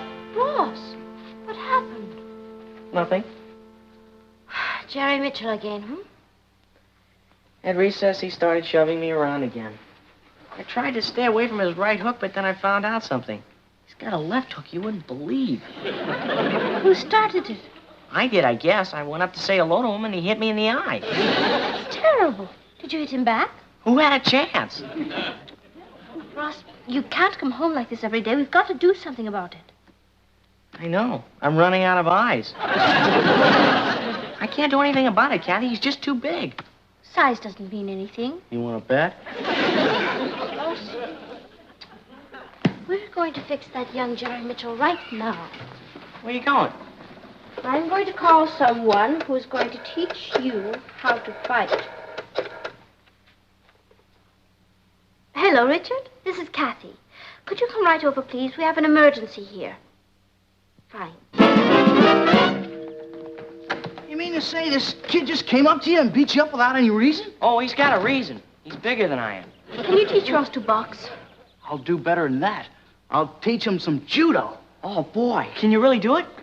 Certainly. I've been trained for years. Will it take long? I can teach him enough tricks to take care of himself in a couple of hours. Wonderful. I'll just sit by and watch. Oh, good. Let me see your muscle. You better put some old clothes on, though.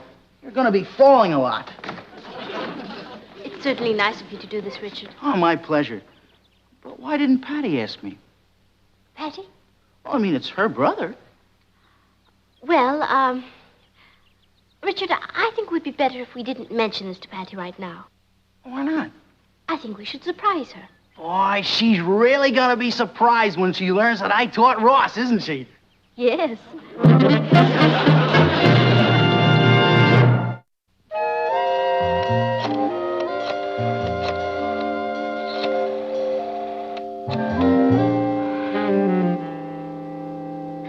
Hello, Alan? This is Patty. Patty? Lane, Ross's older sister. Oh, yeah, sure. Hi. Hi. Listen, how's your little brother? Well, he's fine. Oh, good. I was worried about him. Look, the reason I called is, well, I wanted to be sure you told him not to worry about Ross bothering him anymore. Oh, yeah. Don't worry about Jerry. Oh, good, because I wouldn't want him to get the wrong impression of our family. Well, I'll mention it to him. Good. How are all your sports cars? Oh, well, they're fine. Good. Have you won any races lately? Since yesterday, no. Oh. Well, you know, I was thinking about it. I mean, after you mentioned it yesterday. It must be wild driving around in a car like that with all that power throbbing inside of it. Yeah. I mean, it must give you a great sense of, a power, huh? Yes, it's really quite a kick. Yeah. Well, did I tell you I'd never ridden in a sports car? Yeah, I think you did. If you'll excuse me, I've got to go now. Oh, you gonna go driving in your car? No, I'm going down to Miller's garage and working my carburetor. You mean you fix cars? Oh, I think it's marvelous to be able to work with your hands. Well, thank you for calling. Oh, that's all right. I was just sitting here thinking, and I thought... Well, I thought I'd like to go out for a breath of fresh air. And then I thought, no, first I better call and see how your little brother is. You say he's okay, huh? Yes, he's fine. Oh, well, that's good, because I was really worried about him. By the way, isn't my house right on the way to Miller's garage?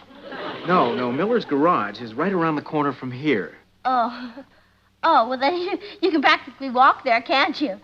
Well, I mean, if you didn't need your car to fix it when you got there. Yes. I mean, you say your brother's really all right, huh? Yes, I'm sure he's fine. Thank you for calling now. Bye. All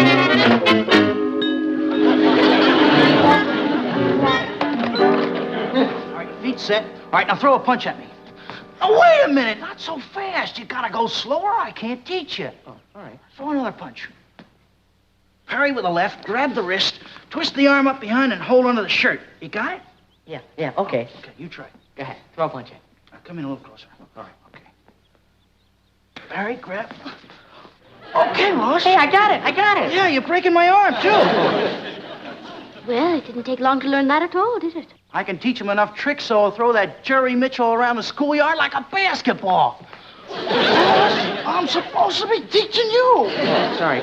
Just get carried away. You need more than one hold anyway. Okay, now. Come in a little closer and get your feet apart. All right. I'm going to show you the kick-back throw. You step in, grab the shoulders, and kick. Ross, you want to learn it, don't you? Hi, Kathy. Have I had any calls? Not since I've been home. You sure? Yes. I mean, you're sure Alan Mitchell didn't call me? Was he supposed to? Well, I happened to run into him at Miller's garage, and he said he might call. What were you doing at Miller's garage? Never mind. You know, Kathy, you'll never know how different a car looks from underneath. I beg your pardon. Well, I mean, they keep all kinds of secret things under there. Patty, do you mean to tell me you crawled under a car to talk to Alan Mitchell? Of course not. It was up on a rack. You know, he really looks cute in overalls with grease all over him. By the way, have you seen Ross? I don't think he's home from school yet. Oh, I just want to make sure he stops picking on poor little Jerry Mitchell.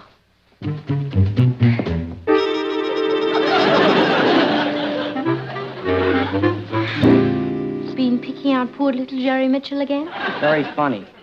Didn't you use the judo hold Richard taught you? Sure I did. Only he got out of it and flipped me over. What about the kickback throw? I tried everything. Well, don't you worry, Ross. We're not licked yet. What do you mean, we? You say this kid knows judo? I'll say he does. I'll bet you he doesn't know karate, and that's what I'm going to teach you. Are you sure it works? Have I ever failed you? Never mind. I promise you, tomorrow this kid's going to be running from you in terror. Get up. He is? Sure, it's the most dangerous thing there is. Notice anything special about my hand? It needs washing. It's a deadly weapon. It is? As a matter of fact, in a lot of states, a karate expert has to register his hand with the proper authorities. Now watch this. First you get the balance. Then aim. Perfect aim. A lot of concentration. Then take a deep breath. You notice the aim? Keep your eye on that.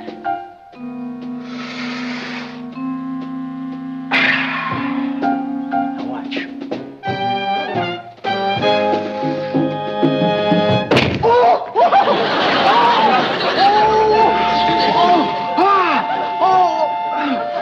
You're right. It is a deadly weapon.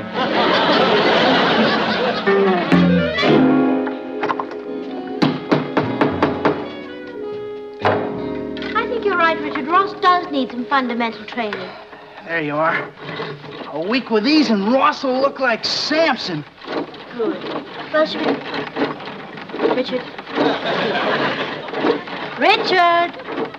Those are for Ross, shall we call him? Oh, okay.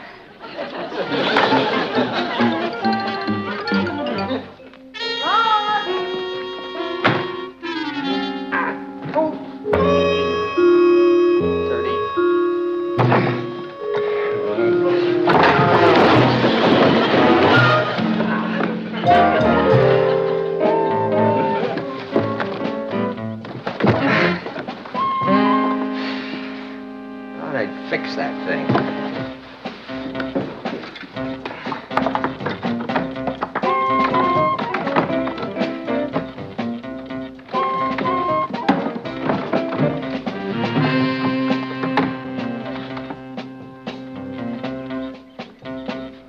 I'll just stay like that till I get my tools.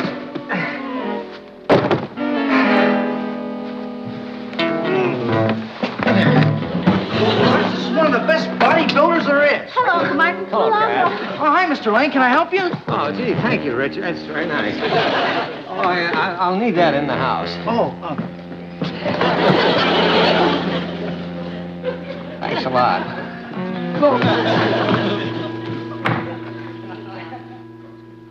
those are pretty tricky. You gotta take it easy at first. Now, wait a minute, Ross. You gotta do this right. First, we gotta make sure your thumbs are folded down right. There, like that. Okay. Now, I want you to think of all your strength being in your shoulders, your arms, and your wrists. And when I say pull, I want you to pull with all your might.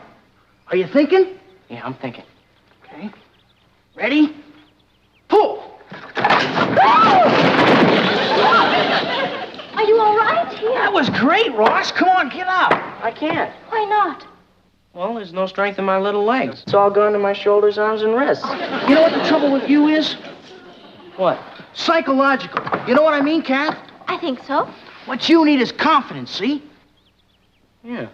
What you should do is say to yourself, I'm stronger than he is, I can beat him. Yeah. Well, say it. I'm stronger than he is. I can beat him. Say it again. I'm stronger than he is. I can beat him. Once more. I'm stronger than he is. I can beat him. Did you say I'm stronger than he is, I can beat him? I didn't get a chance. Why not? When I opened my mouth, he stuck his fist in it. You're kidding. Do I look like I'm kidding? Oh, it was pitiful. I tried judo and he threw me. Then I played my ace card. I started that karate move you showed me. You're right. It's murder. Oh, hi, Rich. How Holy cow, you look like a disaster area. What happened? Nothing. Don't tell me you've been fighting with little Jerry Mitchell again. Patty, you've got it all wrong. Jerry Mitchell has been beating up Ross. That's why I've been teaching Ross self-defense. Self-defense? Yeah, you know, defending himself. You've been what? Yeah, it was Kath's idea. Thanks a lot, cousin. Well, someone had to do something about Ross. Well, somebody is going to do something about Ross right now. What's the matter, Patty? I'd rather not go into it at the moment. I'll get it. Hi. Hi, Alan. May I talk to you for a minute? Sure, let's go someplace quiet. It's Jerry Mitchell's brother. Come on in, Alan. Thank you. This is my cousin Kathy, this is Alan Mitchell, and this is Richard Harrison. Hi. Alan is a brother of a friend of Ross's. A what of mine? Yes, Jerry mentioned to me that you two had another fight today. Oh, I'm sure it was just a friendly little argument. You know how those things happen. I've told Jerry 1,000,000 times not to get in any fights. Then why is he always fighting? Well, I guess it's my fault. I taught him a little boxing and some judo and karate, and it must have gone to his head. No, it went to mine.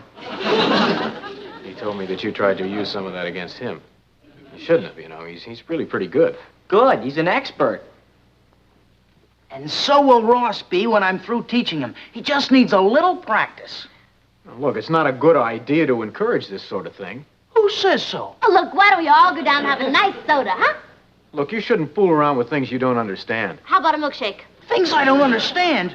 I've been studying judo for 3 years. How, by correspondence? Sunday. Come out in the backyard and I'd be glad to give you a little demonstration. A banana split. Now, look, I wouldn't want to take advantage of you. Don't worry. You won't be. We'll be right back. What are you going to do? Teach your friend here a little lesson. Listen, my car is right outside. As soon as I get finished with him, I'll take you on that drive I promised you, okay? I gotta see this. Patty, are you just going to stand there and let this happen? Kathy, it's been happening since time began. Brave men fighting over the woman they love. Who am I to fly in the face of tradition? You mean you're not going to do anything? And embarrass both of them? You really don't know much about male psychology, do you? Oh! Let's go! What happened? He's out cold. Who is? What do you think? Richard! What happened? I thought you were an expert. How much can you learn through the mail? Well, I'm ready if you are. We can take a drive along the Merritt Parkway. Do you think I would go out with a bully like you? A bully like me? Of course, look what you've done to me. Ow! I'm sorry. Don't you worry, I'll take very good care of you, Richard. I don't understand. How could you understand? You and your big moose of a brother are too busy going around beating up the neighborhood. I will thank you, Mr. Mitchell, to leave and never darken my doorway again.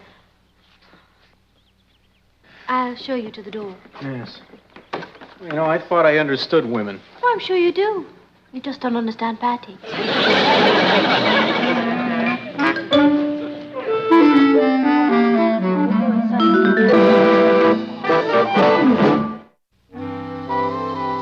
What he didn't tell me was he was boxing champ in college.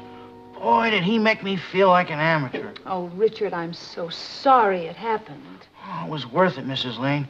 You should have seen the way Patty lit into him. Well, I should hope so. You know, she's over there now straightening out that moose of a brother of his. Don't you think it would be better if we just forgot the whole thing? Yeah, maybe we ought to keep these feuds confined to the family and not involve strangers.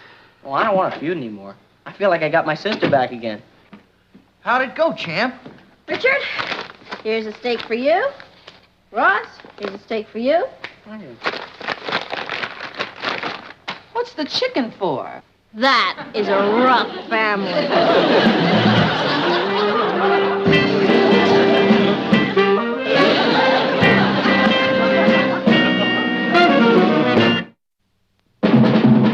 Here's Kathy, who's lived most everywhere, from Zanzibar to Berkeley Square. The Patty's only seen the sights a girl can see from Brooklyn Heights. What a crazy pair!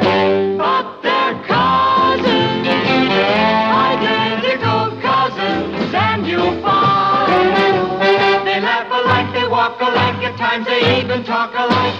You can lose your your mind when cousins are two. Dad, I'm lending me $10. Oh, well, then I strongly suggest that you get into another line of work.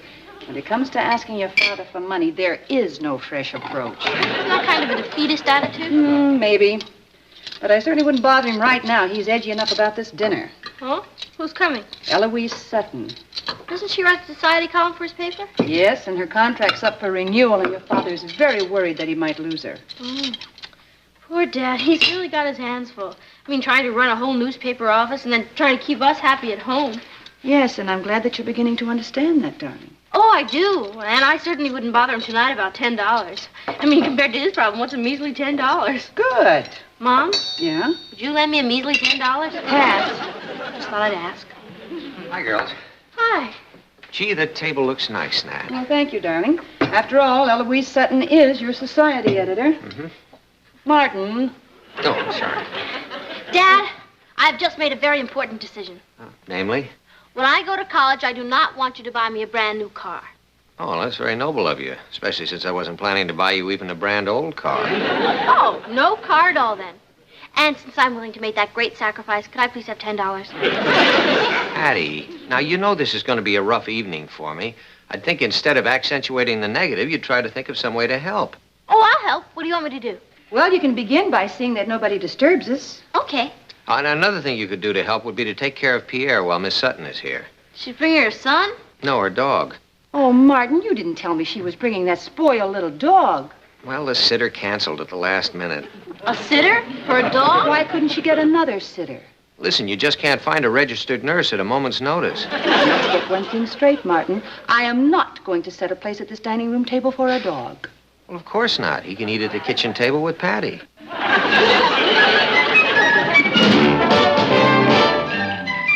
Meet Kathy, who lived most everywhere, from Zanzibar to Berkeley Square. But Patty's only seen the sights a girl can see from Brooklyn Heights. What a crazy pair. But they're cousins, identical cousins all the way. One pair of matching bookends, different as night and day.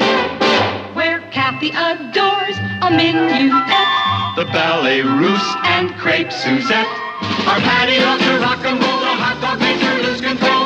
What a wild duet. Still they're cousins, identical cousins, and you'll find they laugh alike, they walk alike, at times they even talk alike.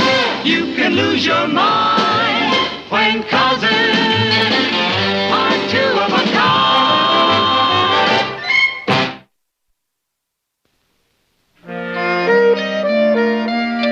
That was a lovely dinner, Mrs. Lane. Thank you. Say thank you to Mrs. Lane, Pierre. You're welcome. You're very understanding.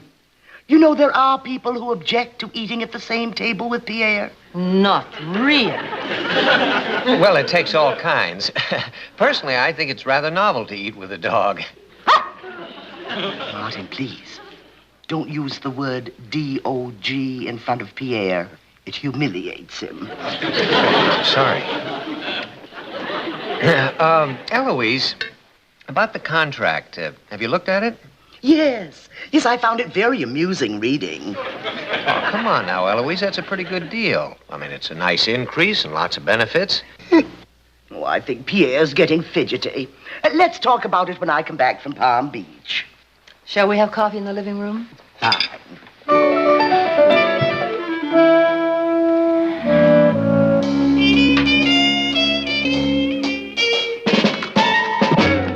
Company still here? Yeah, I thought you ate at Billy's house. they had vegetable cutlets. Want to split a liverwurst sandwich with me? Ugh, no. Roll more for me. Ross, remember last month when you said you'd never forget that favor I did for you? Yeah. What was it you did for me, anyway? Oh, well, that doesn't matter. The point is I need $10 desperately, and I've exhausted every other source but you. You know what? What? You just exhausted your last source. What's that? That belongs to Eloise Sutton. Scat! Get away from me. Ross, that is no way to talk to a dog. Oh, it's a dog. Well, Pierre, baby, what happened? Oh, someone must have spoken sharply to him. Now he can't bear that. Pierre, baby, it's all right. Everything's going to be all right. Rock-a-bye, baby, on the treetop. It's the only way to calm him down. When the wind blows, the cradle will rock. Isn't that uncanny? He's just like a baby. Worse. The poor dear's going to be 4 days without me while I'm on that assignment in Palm Beach. And would you believe it? I think he already knows that I'm going. Really? Poor thing will go absolutely to pieces.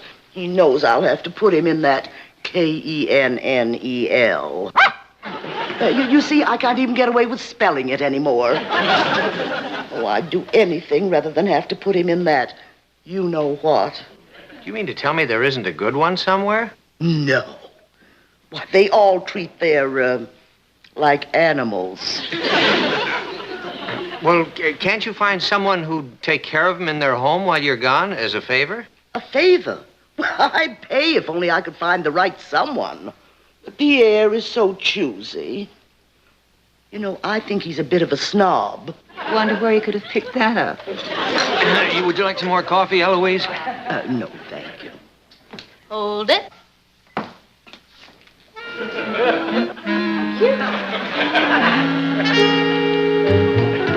What are you doing? Never mind. What I really should do is get a companion for Pierre on a full-time basis. But who can afford it on my salary? Oh, now, Eloise. Oh, excuse me. I didn't know you still had company. Oh, that's all right, Patty. Eloise, this is our daughter, Patty. Patty, this is Eloise Sutton. How do you do? How do you do? Oh, what a little darling. Hello there, sweetheart. Well, hello. What's his name? Pierre, he likes you, Patty. Oh, all dogs like me. Pierre likes so few people. Oh, really? Martin, look, he loves Patty. Oh, and I just love him. Miss Sutton, if you ever want to go away and leave him, I'd be very happy to take care of him for you. Well, it was nice to meet both of you. Patty, wait a moment. Yes? It's perfect. Absolutely perfect. Oh, Patty, would you? Would I what? Look after Pierre while I'm gone. Oh, well, I don't know. That's up to my mother and father. Martin? Natalie? Who can I pass the buck to? Mrs. Lane, I'd be terribly grateful. Terribly. Well, it might be kind of fun for the kids, huh, Nat? Well, if it's all right with you, Martin. Well, Oh, of course I'd want to pay Patty for her trouble. Oh, no. Oh, I would insist on giving you something. Oh, no. Well, at least let me pay you what I'd give the kennel, $15. Oh, no. Well, if that's the way you feel about it. Oh, no. I mean, $10 would be just fine. Now, is there anything I ought to know about Pierre? Well, as a matter of fact, I did make up a list of instructions for the kennel. A few simple do's and don'ts. I have them right here. Now, if you'll just follow this and pay particular attention to pages 5 and 19, you should have no problem, dear.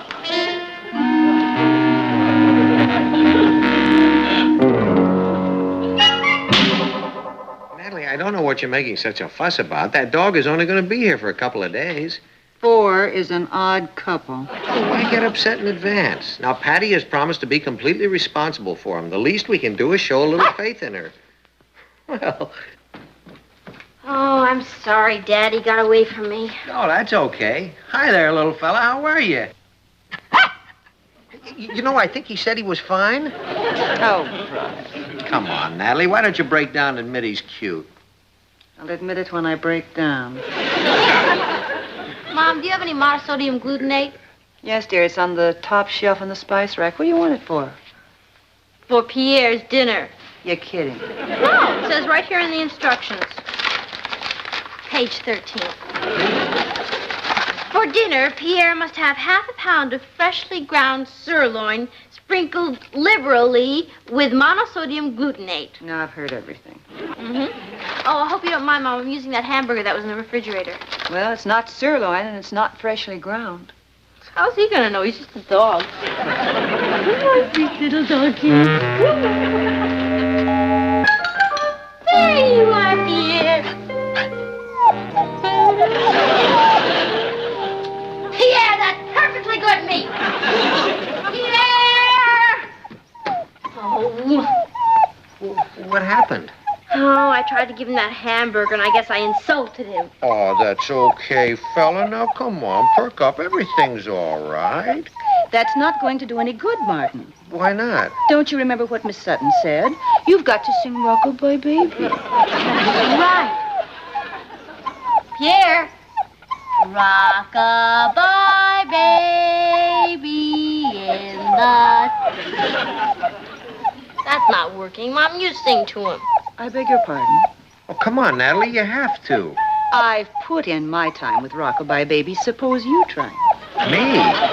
Oh, Poppo, please, if you don't calm him down soon, he'll have a nervous breakdown. It says so in the instructions. But... Okay, I will. Rockabye, rockabye baby in the treetop. When the wind blows, the cradle will rock. It's working, Poppo. I think he loves you. Oh, well, I don't know about that. It's probably just the timbre of my voice. Oh, Martin, I always said you were irresistible. I guess I am. Oh, that's perfect, Pierre. Just like Mommy fixed it. Hi. Oh, did you get the bubble bath? Yep. Mr. Sparrow at the drugstore said he'd like to know how you like this particular brand of bubble bath. You didn't tell us for the dog? Are you kidding? Yeah, I see your point. You all right? Yeah, fine. Why? Well, that won't tell you the temperature of the water. I'm measuring it, stupid. It's not supposed to be any more than 4 inches deep. Oh, good. Okay, now. 1 level tablespoon of La Rose bubble bath. There we go. That doesn't smell like $1.75 to me. I'll bet you could have used the bubble bath you use. Ross, when a dog knows the difference between chopped meat and sirloin, I don't kid around. Okay, Pierre, here we go. Oh, don't look so unhappy. You're gonna like it a lot. Isn't that nice? Oh, that's good. He likes it. Oh, I forgot his towels. Now you stay there. These towels have to be baked? Ross, will you please get out of here and let me do this alone? Oh, boy. Good luck.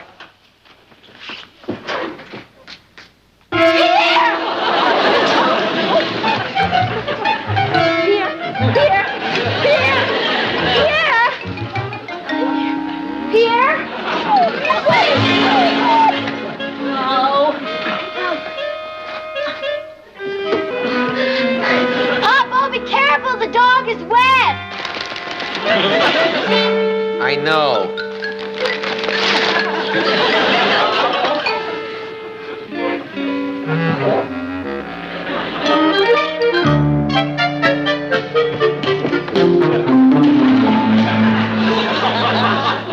What are you doing? Oh, well, I'm just playing Pierre's favorite game, fetch the ball. You mean when you play fetch the ball with Pierre, you have to do the fetching? Yes, something like that. I'm coming, Pierre, I'm coming.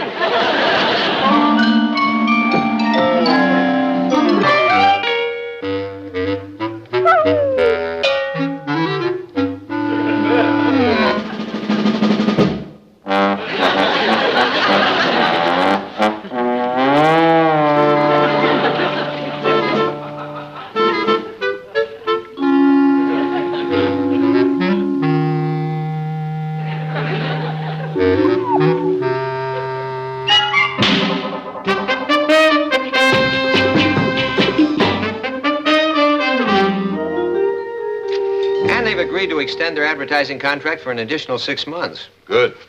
Now, as far as Eloise Sutton is concerned, TJ, I think I can say that her renewal is practically in the bag. How can you be so sure? Well, let's just say that she's under a slight obligation to me.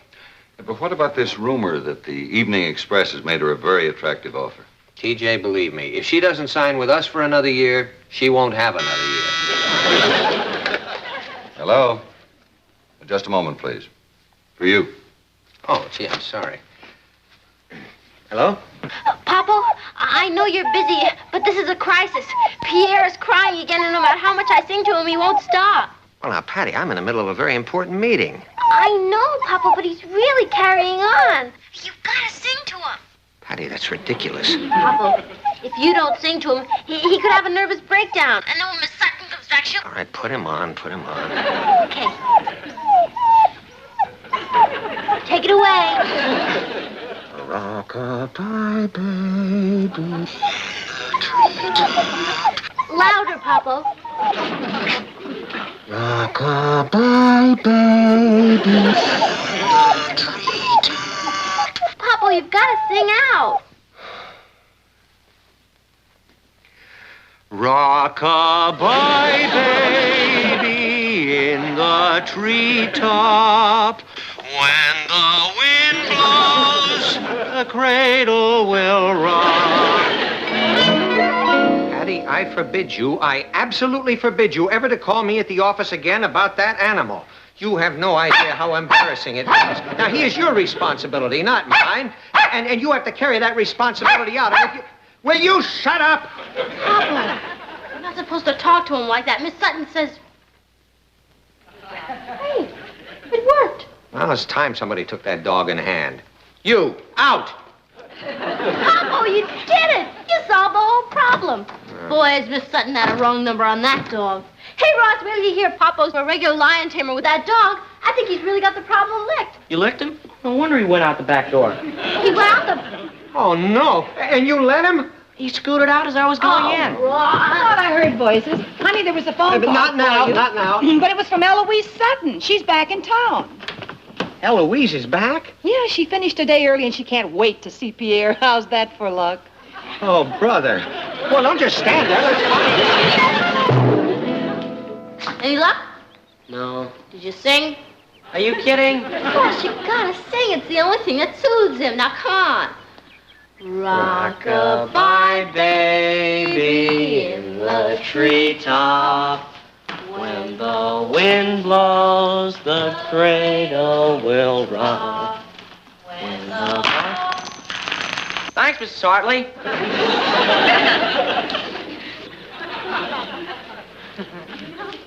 Oh, the sun shines bright on my own Kentucky home.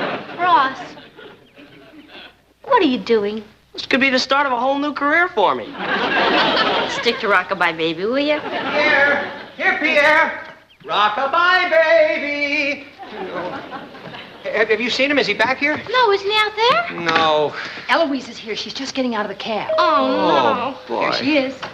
Well, what am I going to do now? I mean, Eloise will never forgive me for this. And I told TJ I had her in the bag. Oh, Poppo, I'm sorry. I wish there was something I could do. How about combing your hair over your face and barking? Ross.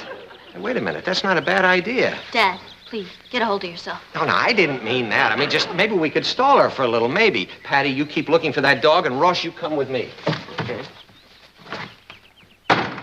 Well, would you like some coffee, Eloise? Oh, no, thanks. I just want to pick up Pierre and run.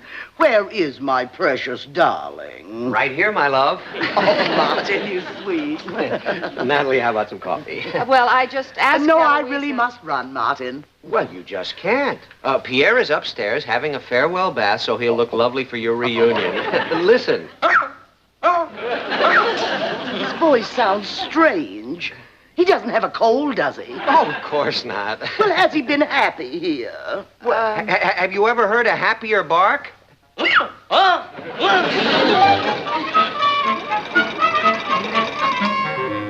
Pierre?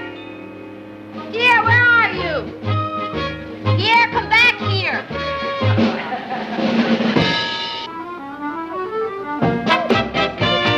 Pierre, what are you doing in there? Come out of there. Now, come on, hurry up. Your mommy's waiting at home. Will you get out of there? Don't you hear me?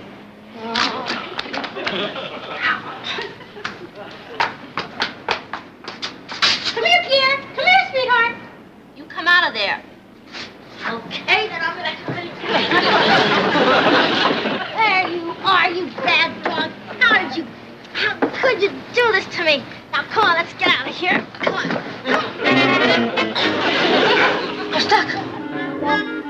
Do you think Patty will be much longer? I hope not. Oh, you mean with the bat? No, of course not. I do hope Pierre hasn't been too much trouble. Oh, believe me, there are times we don't even know there's a dog in the house. Eloise, about the contract, why don't you give up the pleasure of keeping me dangling and sign it? I thought about it, Martin, and I decided you'd never try to put anything over on me, right? Help!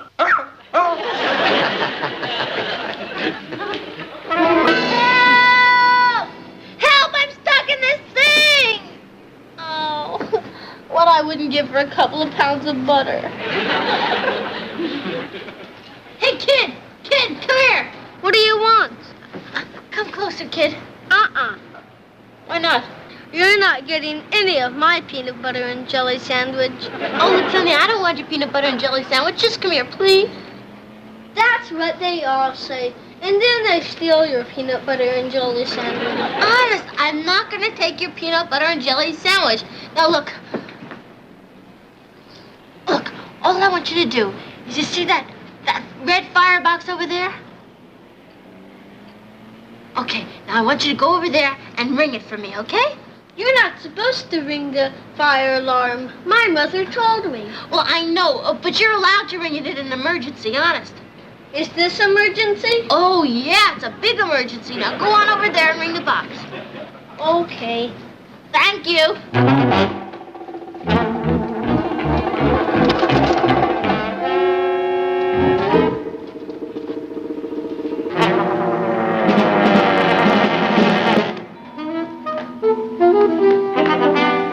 Now what?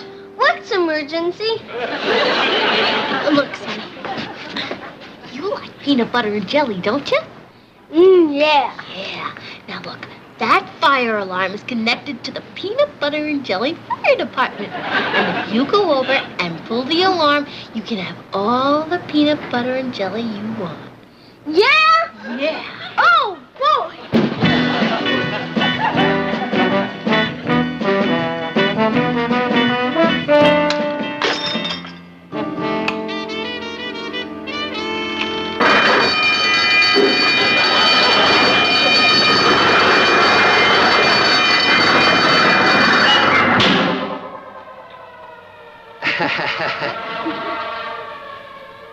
Say, that fire sounds pretty close, doesn't it? I think I'd better take a look.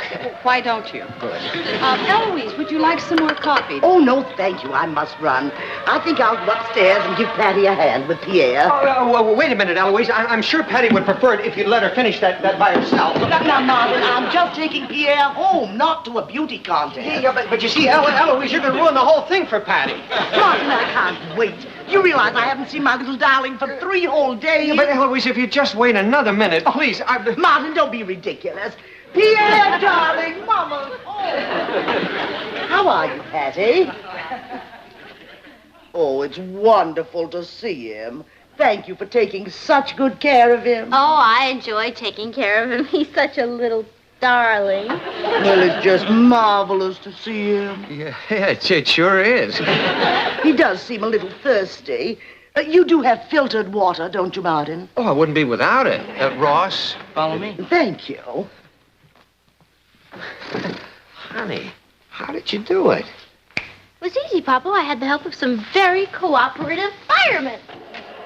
See you, fellas. Thanks a lot.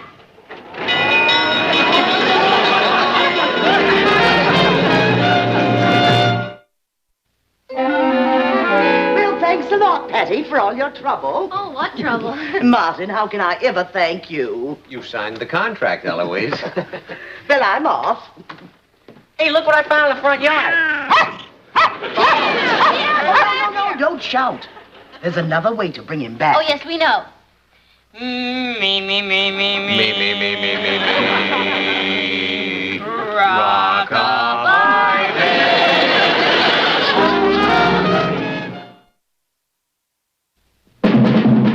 Here's Kathy, who's lived most everywhere, from Zanzibar to Berkeley Square.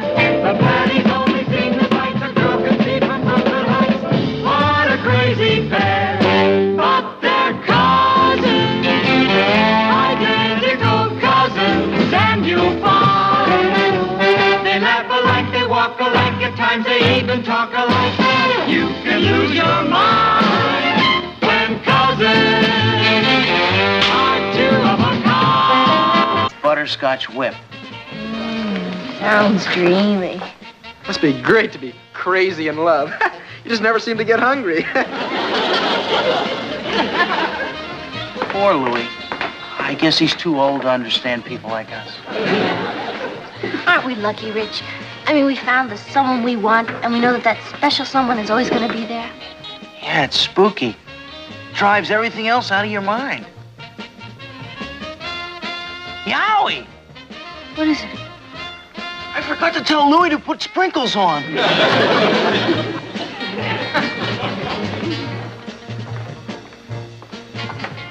Patty. Hi, Cynthia.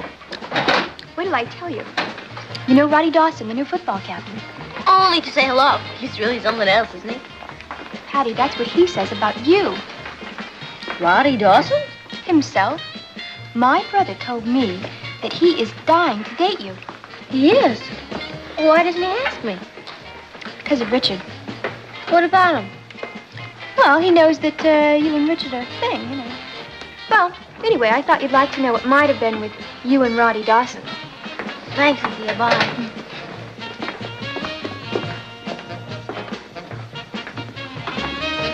Here you are, Patty. Big Guinness, wild. Richard, I've been wondering. About what? Don't you think we're too young to go steady?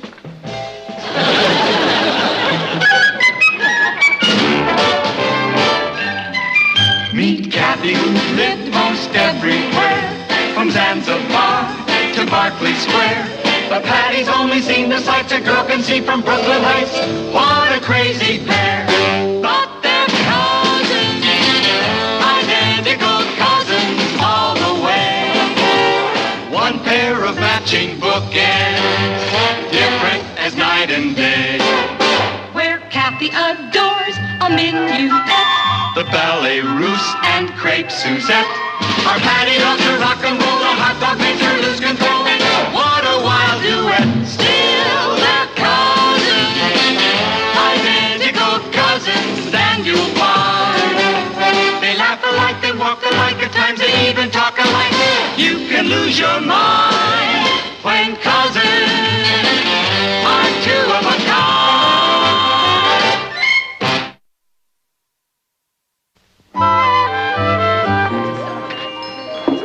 Poor Richard, he must have been terribly upset. Well, he was at first. But I explained to him how wrong it was for people as young as us, and babes in the woods practically, to get so deeply involved. I see. And then I tried to tell him that, well, how unfair it was to him for me to monopolize all his time. Yes, of course. How dangerous. Kathy, have you any idea how many people ruin their entire lives by rushing into early marriages? No, how many? Well, you'd be amazed. I dare say. What's his name, Pat? Whose name? The boy who suddenly made you feel you were being unfair to Richard. Why, Catherine, what a thing to say. I'm sorry. Hi, Patty. Hi, Kathy. Oh, hi, Rich. Sit down. Do you think that's such a good idea, considering? Well, just because we broke up doesn't mean we have to be strangers. No, I think if we're going to break, we ought to break clean. Well, that's very mature of you, Richard. So, if you don't mind, I'll sit over there. See you around. Yeah. Hi, Patty. Oh, hi, Cynthia. I didn't mean to eavesdrop, but, what's with Richard? Cynthia, can you keep a secret? Of course. You won't tell us all? My lips are sealed. Well, Richard and I have decided to cool it. You mean you're... Well, yeah, I guess so. I mean, we're still very good friends, but we both feel we shouldn't spend so much time together. Excuse me, Patty, my ice cream's getting cold. I hope everything works out for the best. Now watch the signal drums begin to pound.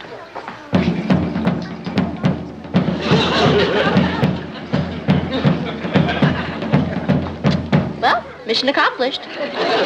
You know, the only thing I feel pretty flaky about is Richard. I mean, it takes a pretty special person to understand him. I hope he won't be too lonely without me.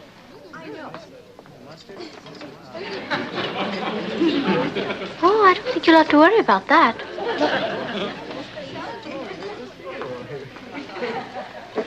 Well, I'm glad he doesn't have to eat alone.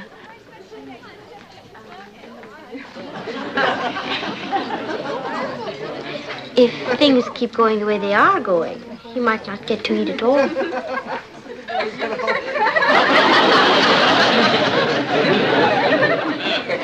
was never that funny when I dated him.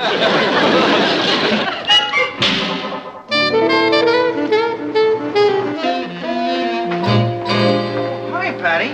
Hi, Rich. What are you doing here? Oh, I had to tell the coach something about the cheerleading. Is practice over yet? Just finished. How's things? Oh, just fine. How's things with you? Can't complain. Take care. See ya. Hi, Roddy. Remember me? Sure, you're Patty Lane. Hi. Hi. Hi. Hi. Nice talking to you, Patty.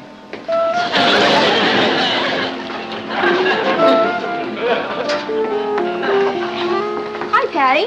You seen Richard? He just left. That's Roddy's latest, Dee Dee Lavelle. He certainly can pick 'em. And drop him. Cynthia, yesterday you said your brother told you that Roddy was ape for me. Yeah, how about that? It just proves, Patty. Go figure a man. You know, my brother told me she's already got Roddy's class ring. You know something about your brother? What? He talks too much.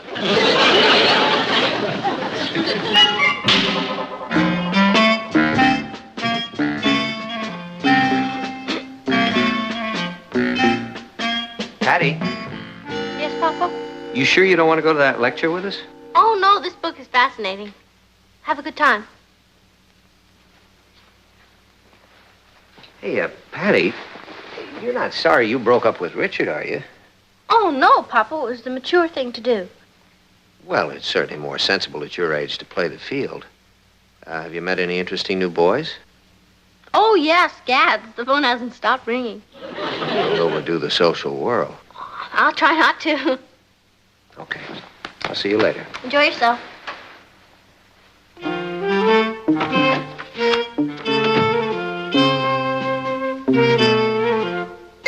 Well, don't just sit there. Ring.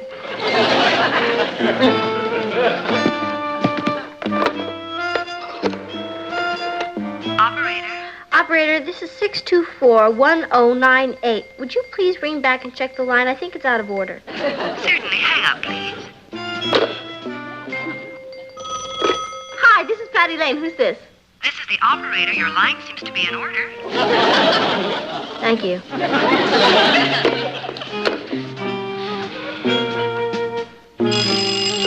Hello? Hello?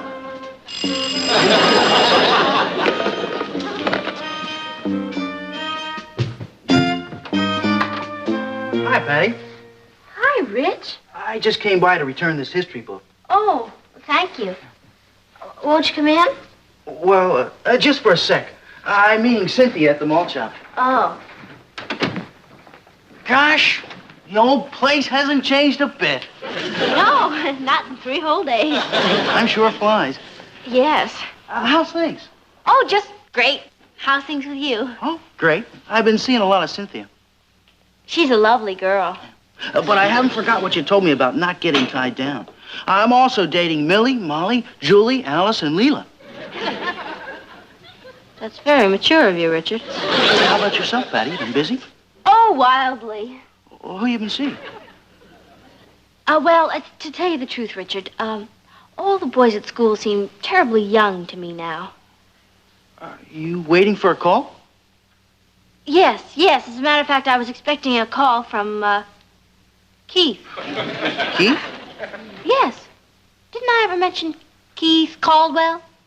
He's this terribly rich and social boy I met up in New Hampshire this summer. He was there for skiing. In the summertime?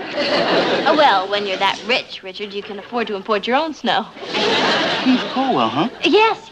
You know, he's top man in his class at this very exclusive military academy. No kidding. And captain of the firing squad. Gee. Oh, yes. Keith drove down today to show me his new Alfa Rodolfo. He's got an Alfa Rodolfo? Why, is that something? Patty, how come you never mentioned this hotshot Caldwell before? Well, Richard, one doesn't like to drop names, does one?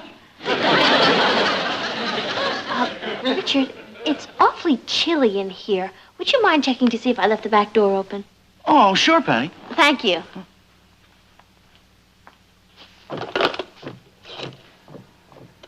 Operator? Hello, this is 624-1098. Would you mind checking to see if this number is working? Certainly.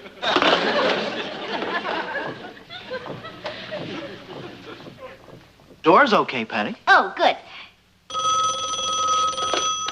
Hello? Is this 624-1098? Just a minute, please. It's the long-distance operator. Would you excuse me? Oh, sure. Hello? This is the operator. Why, yes, Kent. Hello, dear. Kent? I thought you said his name was Keith. Oh, well, he's calling from Kent, Connecticut. Yes? Well, of course I'm glad you called. 624-1098? Yes, operator, my party's on the line. Yes, Keith, dear, you were saying? Oh, dancing at the Peabody Room? I'd adore to. And then dinner at Le Magnifique? Oh, Keith, you're too much. Of course I do, silly boy. All right, dear, see you then. Ta-ta. What's wrong with that phone? Hello? Is this 624-1098? Yes, operator, and everything is fine. Thank you. Wow, Patty. You're really living it up with this Caldwell guy. Yes, dear Keith can deny me nothing. I guess we're both doing pretty good. I guess so. And just think, Patty, if it wasn't for you, we'd still be stuck with each other. Why, yes, Bruce, thank you. I'd love to. No, I don't know if she does have a date. Hold on a moment. Bruce's cousin is coming in from New Jersey to spend the weekend with him. Would you like him to take you to the dance? No, thanks. Bruce, she says... What's he like? What is your cousin like, Bruce? His name is Arthur, and he's very intelligent. Forget it. I know the type. You could be wrong, Patty. Ask if he plays chess. Bruce, does your cousin play chess by any chance? Interborough champion. About 4 feet tall. How tall is he, Bruce? No, it is stocking feet. Forget it. He says he's still growing. How much will he grow by Saturday?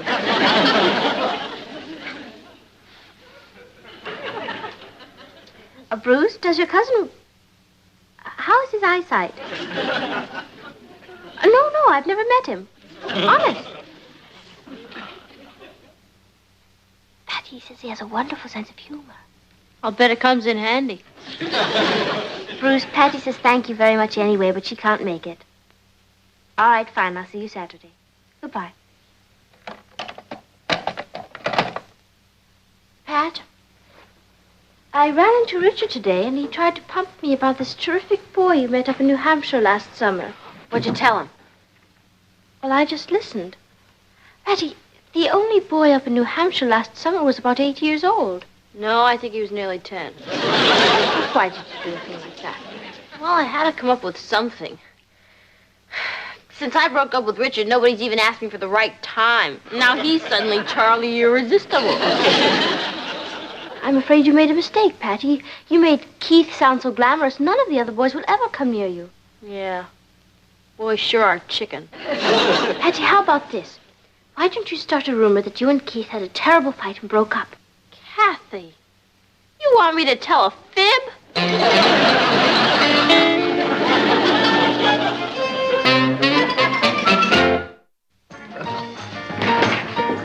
Hey, Patty. Oh, I'll see you in a minute, Nicky. Hi, Cynthia. Hi, Rich. Hi, Pat. Say hello to Irving. Oh, he's very cute. Richard insisted that I have him. And he's getting me a corsage to wear to the dance. Oh, well, you're finally learning how to treat a lady, huh, Rich? Yeah, Cynthia's teaching me. Oh. Gee, I'm awfully sorry we won't be able to join you at the dance tonight. Yeah, you told me. Keith's taking you to La Go-Go East. Oh, did I mention that? Yes, we've come to think of it as our place. I'm so sorry that we won't be able to meet him. Oh, you probably will. What? I mean, where? At your house before the dance. I'm driving Bruce over to pick up Kathy. Oh, I don't think that's necessary, Richard. Yes, it is. Otherwise, Kathy will have to walk. Bruce doesn't have a car, and neither does Arthur. Hey, you think Keith will show up in his Alfa Rodolfo? I'd really like to see it. Well, I really don't know what time he's going to get there, Rich. Well, we can wait. Well, we'll see you tonight. Yeah. Bye, Irving.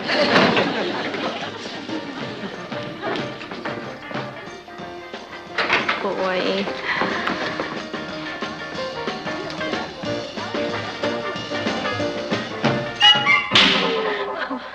Oh, it's almost 9 o'clock. Shouldn't we be going? What's your hurry, Kathy? It'll go on for hours. Patty? Keith should be along any minute. I'd like you all to meet him, really. Keith? I suppose so. Richard, would you get the door, please? You bet. Do you think he'll be wearing his uniform? Yes, I suppose so. Telegram for you, Patty. Oh, thank you, Richard. Oh, it's from Keith. Darling, I can hardly bear each long moment until I'm there. Love, Keith. Isn't that thoughtful? Never even send me a postcard. Postcard? We've only been dating for 3 days. Oh, here he comes now. I'll get it. Thank you, Richard. I didn't hear his Alfa Rodolfo drive up. Oh, well, that's because it has one of those very special foreign mufflers. For you. Oh, thank you. Oh, aren't you beautiful? Oh. Roses are red, violets are blue, orchids are sweet. These are you, adoringly, Keith. Aren't they charming? In an ostentatious way. That must be him. I'll get it.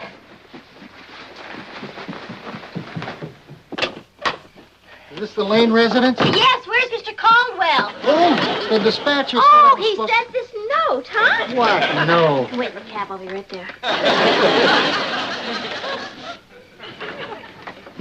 Patty? What is it? It's a note from Keith. Forgive me, darling. Will you join me at the Ritz? I ran into an old friend from Paris. Well, have a nice evening. Ta-ta. Boy, what an operator. He certainly is.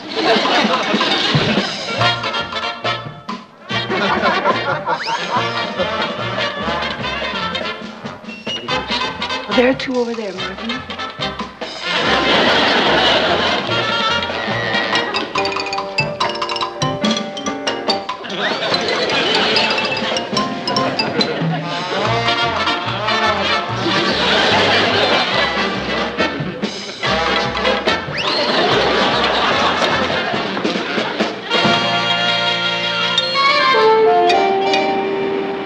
Bus 108, now leaving at gate 3 for Newark, Elizabeth, Trenton, and Camden.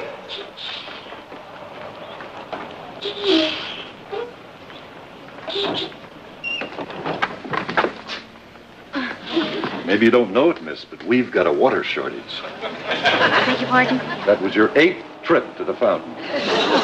Sorry. You've been around here a long time. What bus are you waiting for? Well, I'm not really waiting for any bus. I kind of like sitting around bus stations. I think you'd be better off home in bed. Bus 110, now leaving for Hoboken, Jersey City, Plainfield, and Morristown. Hurry! You'll miss your bus, Arthur.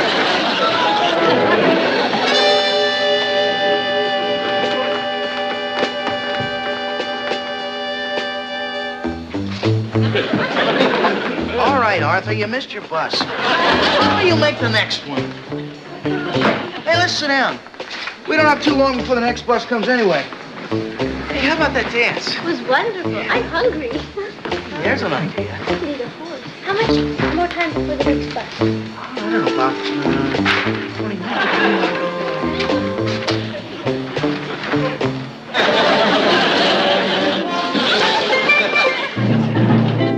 I don't think Patty's home yet. Oh, I forgot to turn off the garage light. I'll be right back. All right, dear. I'll get the coffee started.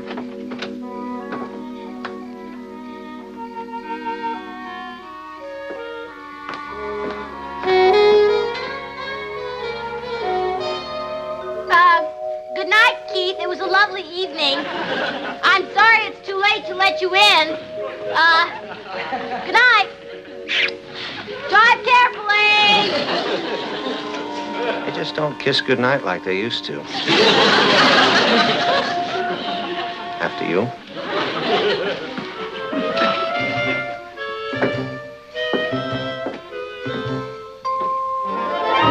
Patty, you amaze me.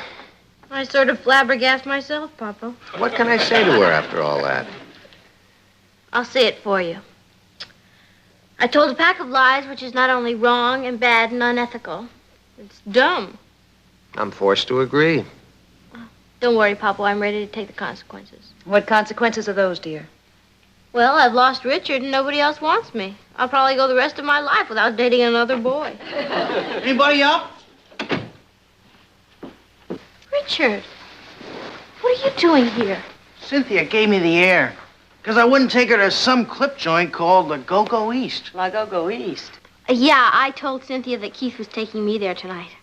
He took off already, huh? Yeah, he had to go racing. Richard, there is no Keith Caldwell. There never was. I made him up. Patty, you made it up to make me jealous. Oh, well, Richard, you're very perceptive. Darling, I think our coffee's ready. Good. In the kitchen. Patty, you arranged all that jazz, the telegram and the flowers and all, just for me. Mm-hmm. Pat, do you think we could start going steady again? I'd love to. Don't worry, mature people like us won't let ourselves get too involved. I don't think there's anything wrong with getting a little involved.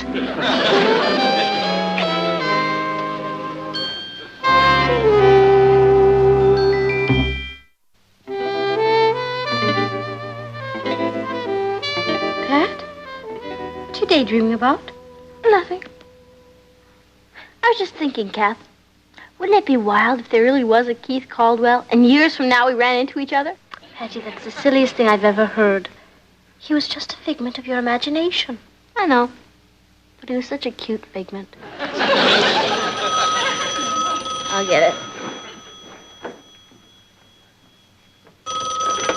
Hello? Yes, this is the Lane residence. Who's this? Mr. Caldwell?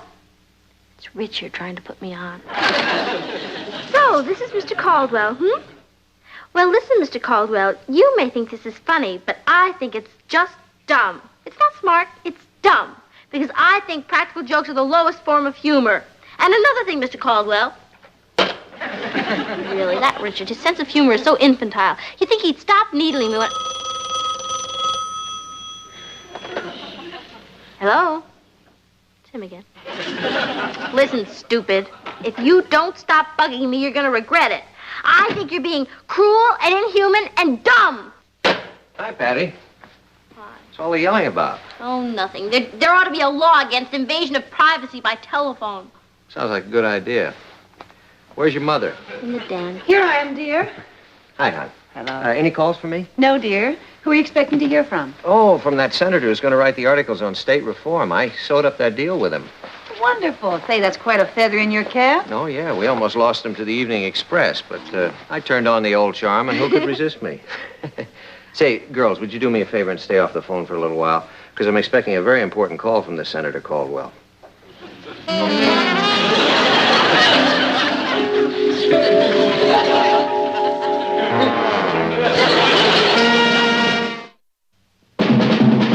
Here's Kathy, who's lived most everywhere, from Zanzibar to Berkeley Square.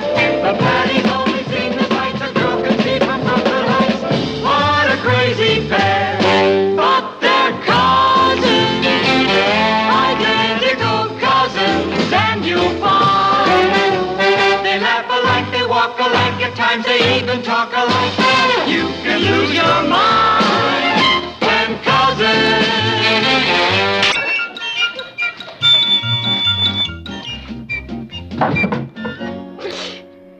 I give up. What is it? I don't know. It started out to be taffy, but I think it got away from me. Oh, yeah, it'd get away from you, all right. They just don't make recipes the way they used to. No, they don't. Moms usually work. I got it. Hello, Ross. What is it? Well, we're not sure yet. We're going to send it over to the lab and have it analyzed. Yeah, it's interesting. I'll get it. Yeah, it is interesting. Yeah, I should give it a name and package it. We'll just be sure to put a skull and crossbones on the label. Hello, Mr. Darren. Good morning, Kathy. I've got a letter here for Patty. Oh, I'll give it to her. No, I'm sorry. She has to sign a receipt. Oh, can't I sign? Oh, no, not for this. This is registered. Oh, I see. I'll get her. Patty! What is it, Kath? There's a letter for you. You have to sign for it. Thanks, Kath. Hi, Mr. Darren. Oh, morning, Patty. Here, sign right there. Oh, thank you. Okay. Good, thank you. All right. There you are, Thank Patty. you. Bye-bye. Bye now. Hey, Kathy, the postmark's from Russia. Who do you know in Russia? Who knows anybody in Russia? The only one who could be writing me the... Hey, what is it? Do you remember my telling you about that civics assignment we had? We all had to write to some government official? Yes. Well, some of the kids wrote to the mayor and the governor and some senators. Yes. Well, I never told you this, but I wrote to Kozlenko, the head of the Russian Presidium. And I think he answered me. Meet Kathy, who lived most everywhere, from Zanzibar to Berkeley Square. But Patty's only seen the sights a girl can see from Brooklyn Heights. What a crazy pair! But they're cousins, identical cousins all the way. One pair of matching bookends, different as night and day. Where Kathy adores a minuet. The ballet russe and crepe Suzette. Our Patty loves to rock and roll. The hot dog makes her lose control. What a wild duet. Still they're cousins, identical cousins, and you'll find they laugh alike, they walk alike, at times they even talk alike. You can lose your mind when cousins are two of a kind.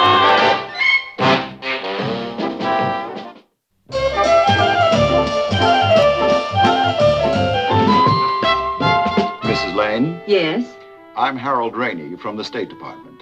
the State Department. May I come in? Of course. I'm sorry.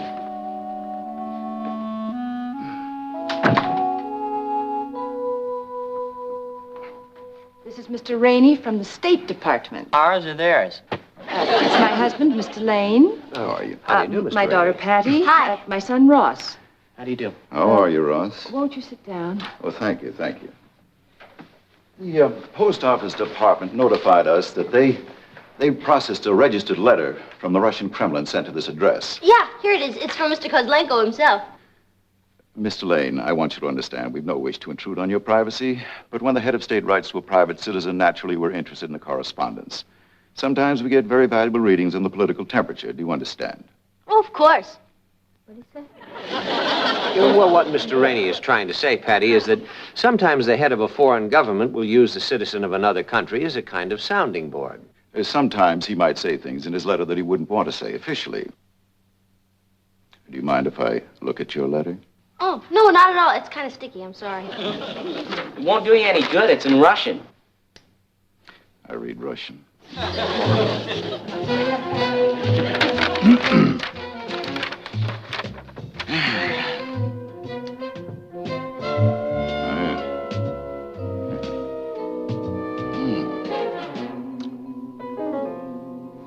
Well, What does it say? Mr. Lane, do you mind if I take this letter with me? I'll give you a receipt and I'll return it to you myself. Well, I have no objection. Excuse me, but it's my letter, and I don't mind your borrowing it, but I'd like to know what's in it. You'll know, Miss Lane, in due time. But first, I'd prefer to take this up with my superiors. Oh, when will you tell me what's in it? I'll be back tomorrow. Wait till the kids hear about this. Miss Lane, Yes. I'd appreciate it if you didn't discuss this with anyone. I can't even tell my friends? Not until we've had time to analyze the contents of the letter and decide how you're going to answer it. Can I answer it? That's right. You may have a chance to make an important contribution to your country's foreign relations. Nice meeting all of you. Bye-bye. Wow! Do you realize that the fate of the world is practically in my hands? Pat, pass the meat, please. Pat? I made a mistake. About what? I should never have given that letter to Mr. Rainey. How do we know he's from the State Department?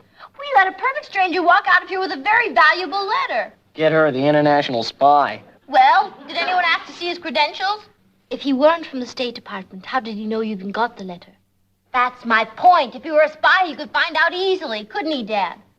He could be a spy. See? Sure, he tricked you out of that letter because he knew Mr. Kozlenko was giving away all of Russia's secrets. I'll never be able to sleep tonight. I've got to know what's in that letter. Well, darling, you'll know all about it tomorrow. In the meantime, Patty, while you're waiting to make your contribution to the world, would you like to do something for your mother? Sure, what? Pass the meat.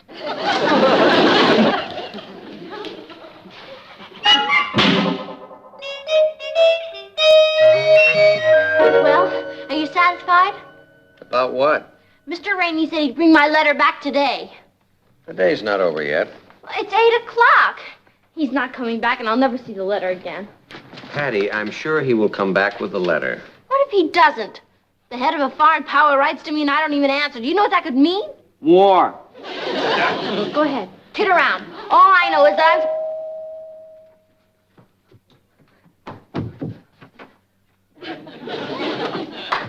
Miss Lane. Oh, hi, Mr. Rainey. Sorry I'm late. Oh, you're not late. It's after 8 o'clock. Is it? My time does fly. This letter, I promised to bring it back tonight. I'd almost forgotten. Do come in. Well, hello, Mr. Rainey. It's nice to see you again. How are you? Good evening, Mr. Rainey. Good to see you again. I have the letter right over here. Well, that's good because Patty was just saying she thought she'd never see it again. Now then. Dear Miss Patty Lane. How do you like that? It's the same in Russian as it is in English. No, I'm translating. Thank you. Thank you for your kind letter in which you inquired about freeways in Russia. Freeways in Russia? Well, I had to ask him something. In your country, freeways are connecting links on which automobiles may travel. Here in my country, we prefer the freeways of the mind in which people can communicate with one another. It is a pity, my dear Miss Lane, that our two countries are so far apart. It is sometimes difficult. Would you repeat that part again, please? It is sometimes difficult. No, the part about my dear Miss Lane. Patty. I'm sorry. Go ahead, please. For people to communicate exactly what is in their hearts. I think it's very interesting what he said. Yes, we think so, too. What do you think it means? Obviously, a suggestion for a high-level conference. How do you like that? I called a summit meeting. Can I have the letter to show to my friends? Eventually, yes, but for now, we'd like to hold on to it in case our G7 section wants to examine it. G7, is that right? Miss Lane, we'd appreciate it if for the moment you'd keep this entire matter confidential. Oh, you can count on me. My lips are sealed. Mine, too. Naturally, we'd like to continue the correspondence. Oh, naturally. I can't wait to answer Mr. Kozlenko. You already have. Excuse me. We've taken the liberty of drafting this reply for you. All you have to do is sign it. If you'll just sign right there. No, I can't sign that. You can't. No, it's not me. Miss Lane, this letter was drafted by 3 members of the State Department, carefully gone over by one of our cabinet members, then completely rewritten by one of our former ambassadors to Russia. Patty, sign the letter. I can't, Mom. Like he said, it's 8 other people. Listen. Dear Mr. Kozlenko, I am sure that I express the sentiments of the majority of my class when I say that the free exchange of opinion is vital in order to achieve a basic understanding among all the peoples of the earth. Don't you believe in that? How do I know? I can't even understand it. It simply means that... I know what it means, Mr. Rainey. But people don't talk like that. Oh? How would you say it? Do you really want to know? Yes.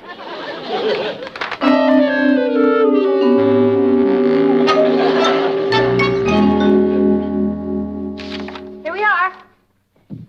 Dear Mr. Kozlenko, it was a gas to get your note, and I want you to know I really dig your suggestion about heart-to-heart communication. I agree with you that anything else is a bad scene. I know because I've had this problem with my steady, Richard. You're going to try and explain Richard to Mr. Kozlenko? I heard about him going out with another girl. I figured I was wiped out for good, and then I decided to have a showdown. So I went to his house and blew my cool, and it turned out...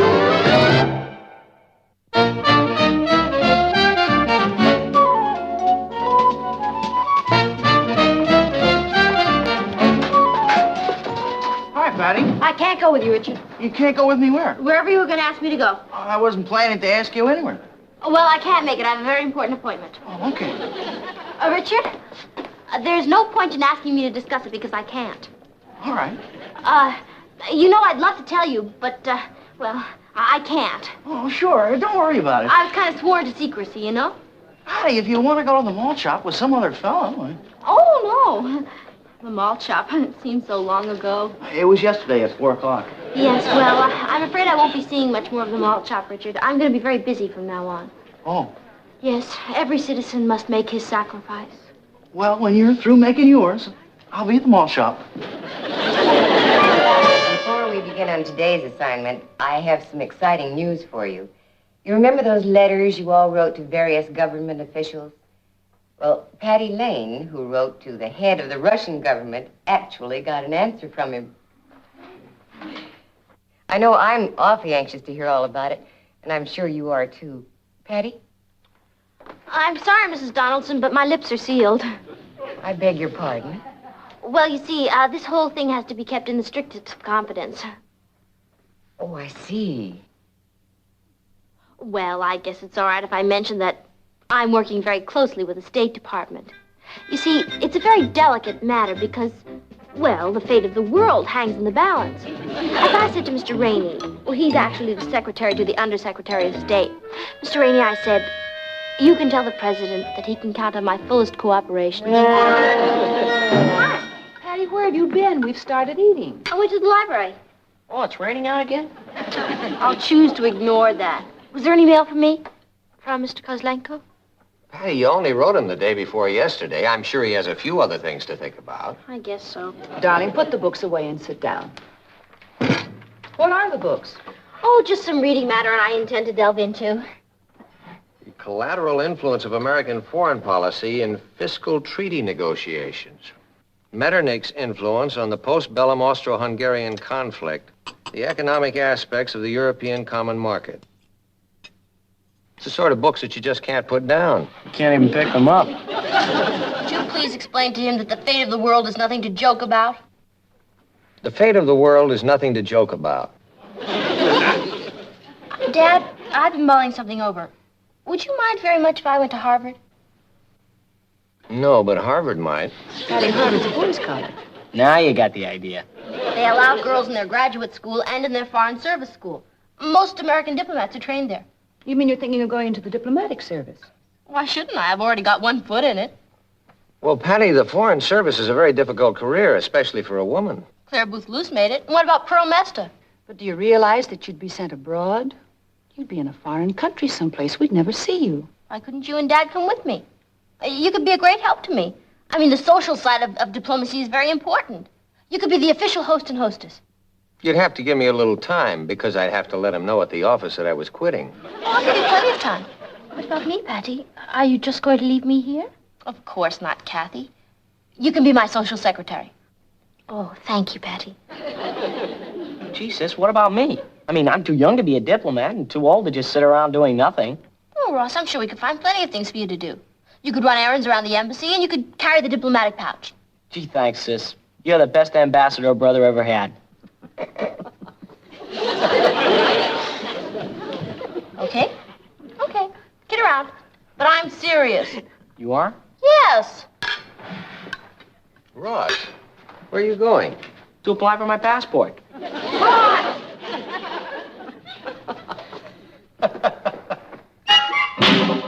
I'm not sure yet which country I'd like to serve in, although I do lean towards France. I think France is going to loom as a big diplomatic problem. Can I ask you something? Sure. What is it?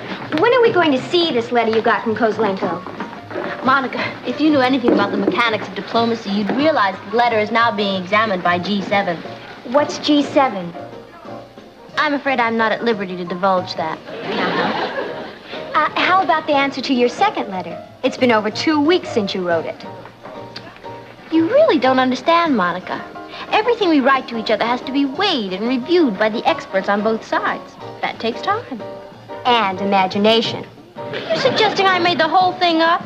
I'm suggesting that you turn the whole thing over to James Bond. Because, frankly, I'm bored with this whole scene.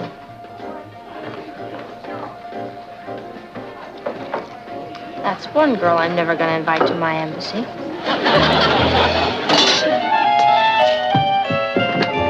Mr. Darren? Oh, hi, Patty. Good morning. Mr. Darren, there seems to be a letter missing.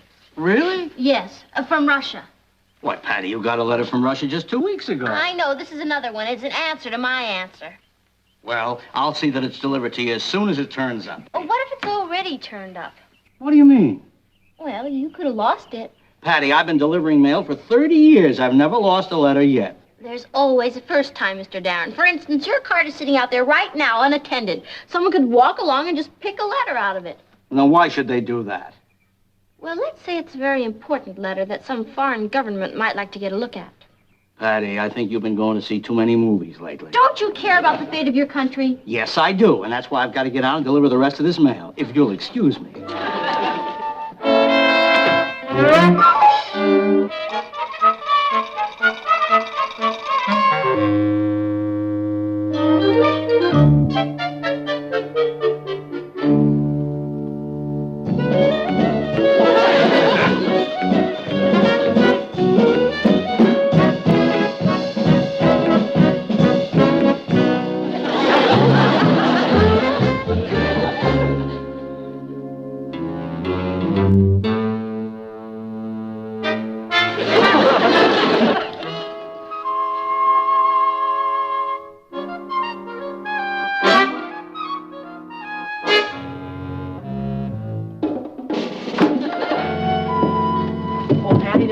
For you. From whom, Mr. Rainey? No, from some girl. She left a message. Well, what was the message? Well, she wanted to know if you'd be interested in running for some position. What kind of position? President of the Orus Magnum Society. Orus Magnum Society? I never heard of any such... Ross, it's one of your stupid jokes. No, honest. Then it must be Monica. I don't get it. Orus Magnum is Latin for Big Mouth Society. Hey, that's pretty stupid. I've got to get that goon girl off my back. She and her drippy friends have been needling me all week about that letter from Kozlenko and embarrassing me in front of the whole school. I've got to find some tangible proof to give them. And you can help. Oh, wait a minute, Patty. I don't hit girls unless they hit me first. Oh, stop being silly. I'm going to call Kozlenko. Patty, you're out of your tree. Come here. Don't argue with me. All right. Say you do call Kozlenko and talk to him. How are you going to prove it? That's where you come in. You know that funny little gadget that you stick on the phone and then plug into the tape recorder, the one you got for your birthday? Oh, no. Dad told me if I did that again, he'd plug it into me. Oh, come on. He was only talking about fooling around. Now, do you think Dad would do anything to stand in the way of foreign relations? I don't know. You sure it wouldn't hurt my domestic relations? Ross! Okay, there we are, all ready to roll. Okay.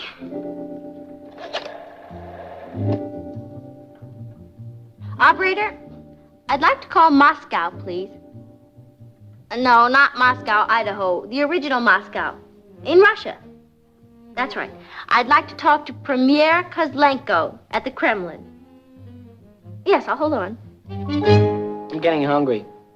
She said she'd have the call through any minute. You could have walked there by now. Listen, why don't we just... Yes, operator, you've got my party on the line? Well, say something. Here, you talk. Nothing doing. Hello? Is this Mr. Kozlenko? Когда вы услышите звон, будет 8 часов. That means they're recording the conversation, too. Oh, I better be careful what I say. Mr. Kozlenko, this is Patty Lane. Beep. Doing? Beeping back. Mr. Kozlenko, I don't happen to speak Russian. Do you happen to speak English? Когда вы услышите звон, будет 8 часов 6 точно. I guess he understands it. He just doesn't speak it. The reason I called... Beep. You knock it off. I was saying, Mr. Kozlenko, the reason I called was because I didn't get an answer to my last letter. I know you're very busy, but... Когда вы услышите звон, будет 8 часов 6 и 1 четверть.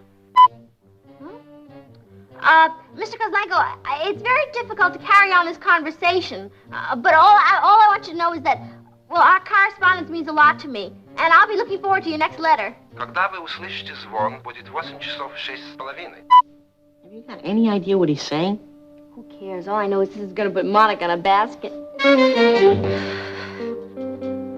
What's keeping Mr. Rainey? Oh, relax, darling. You know what the traffic is at this hour.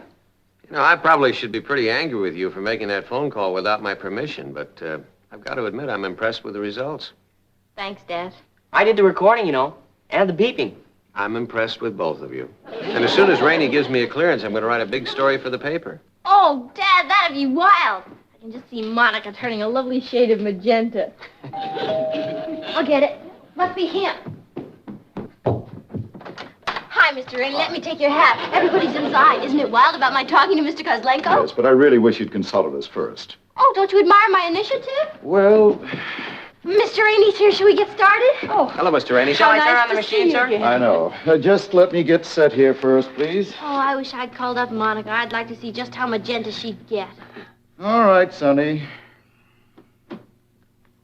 Say something. Here, you talk. Nothing doing. Can't you go past that? Hello? Is this Mr. Kozlenko? Когда вы услышите звон, будет 8 часов 5 и 3 четверти. Well, what'd he say? Let me hear some more. Mr. Kozlenko, this is Patty Lane. Beep. What are you doing? Beeping back. Mr. Kozlenko, I don't happen to speak Russian. Do you happen to speak English? Когда вы услышите звон, будет 8 часов 6 точно. I guess he understands it. He just You can doesn't turn that speak thing off, Sonny. it. That was not Kozlenko. Are you sure? Of course it's him. If it isn't Kozlenko, who is it? May I translate? Of course. When you hear the signal, the time will be exactly 8:05 3/4. You mean she called for the correct time? I'm afraid so. We spent all that money just to find out what time it was in Russia? We? You mean I spent all that money just to find out what time it was in Russia?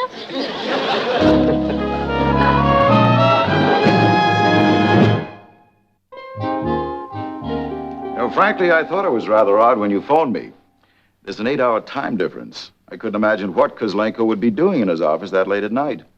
Well, I must say it's really, well, you know, it is kind of amusing. Kind of.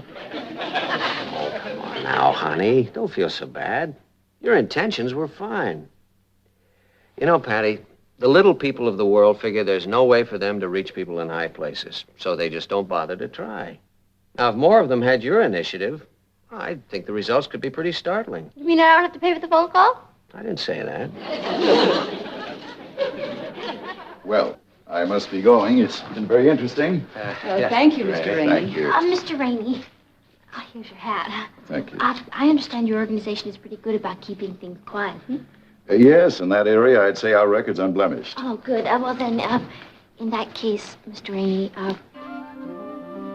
I'd appreciate it if you'd keep this thing strictly between you and me. You see, if any of it leaked out, well, it would ruin my entire social life. I understand. You have my word. We'll consider the entire matter top security. Thank you. You see, because I really don't look very good in magenta.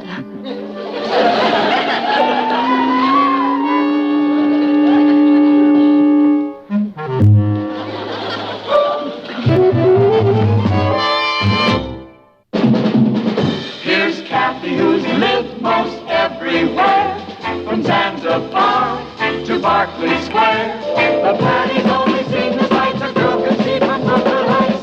What a crazy pair, but they're cousins, identical cousins, and you'll find they laugh alike, they walk alike, at times they even talk alike. You can lose your mind.